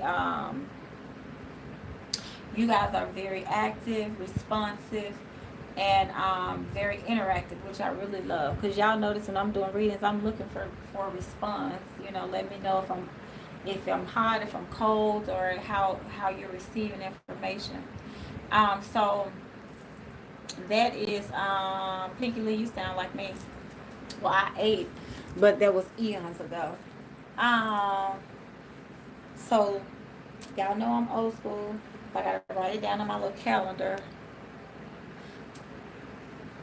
Okay, June says that's good.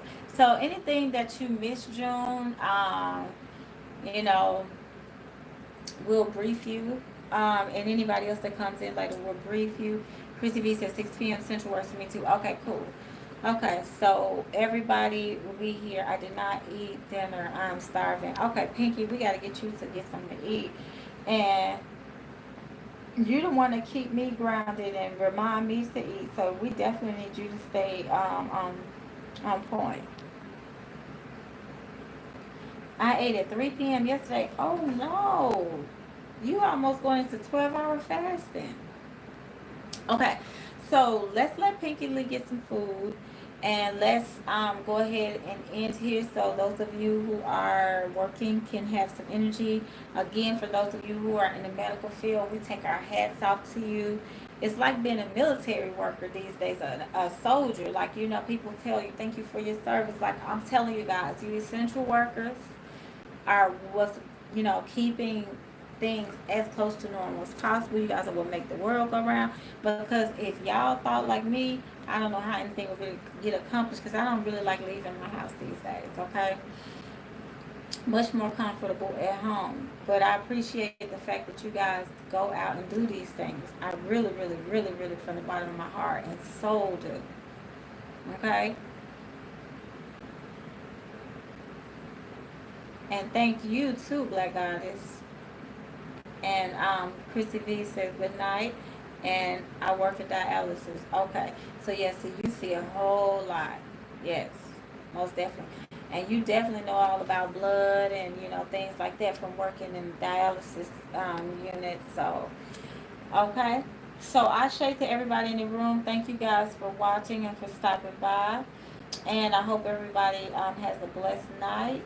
And tomorrow I will see you guys for the first time. I will see you guys. But y'all listen, I'm going to be just as quiet as a church mouse because I'm ready to hear from my sisters. So, okay? And Pinky Lee said she's going to book a reading. Okay. Because I see you hearing stuff. I also had a dream about an earthquake. I've been dreaming about mainly floods, but I've been getting earthquakes too. Okay? All right. Good night, everybody. Yes, thank you, Black Goddess, for the sweet dreams. Sweet dreams, everybody. Love you all. See you guys tomorrow. We're going to have us a big old family reunion, okay? Peace and namaste.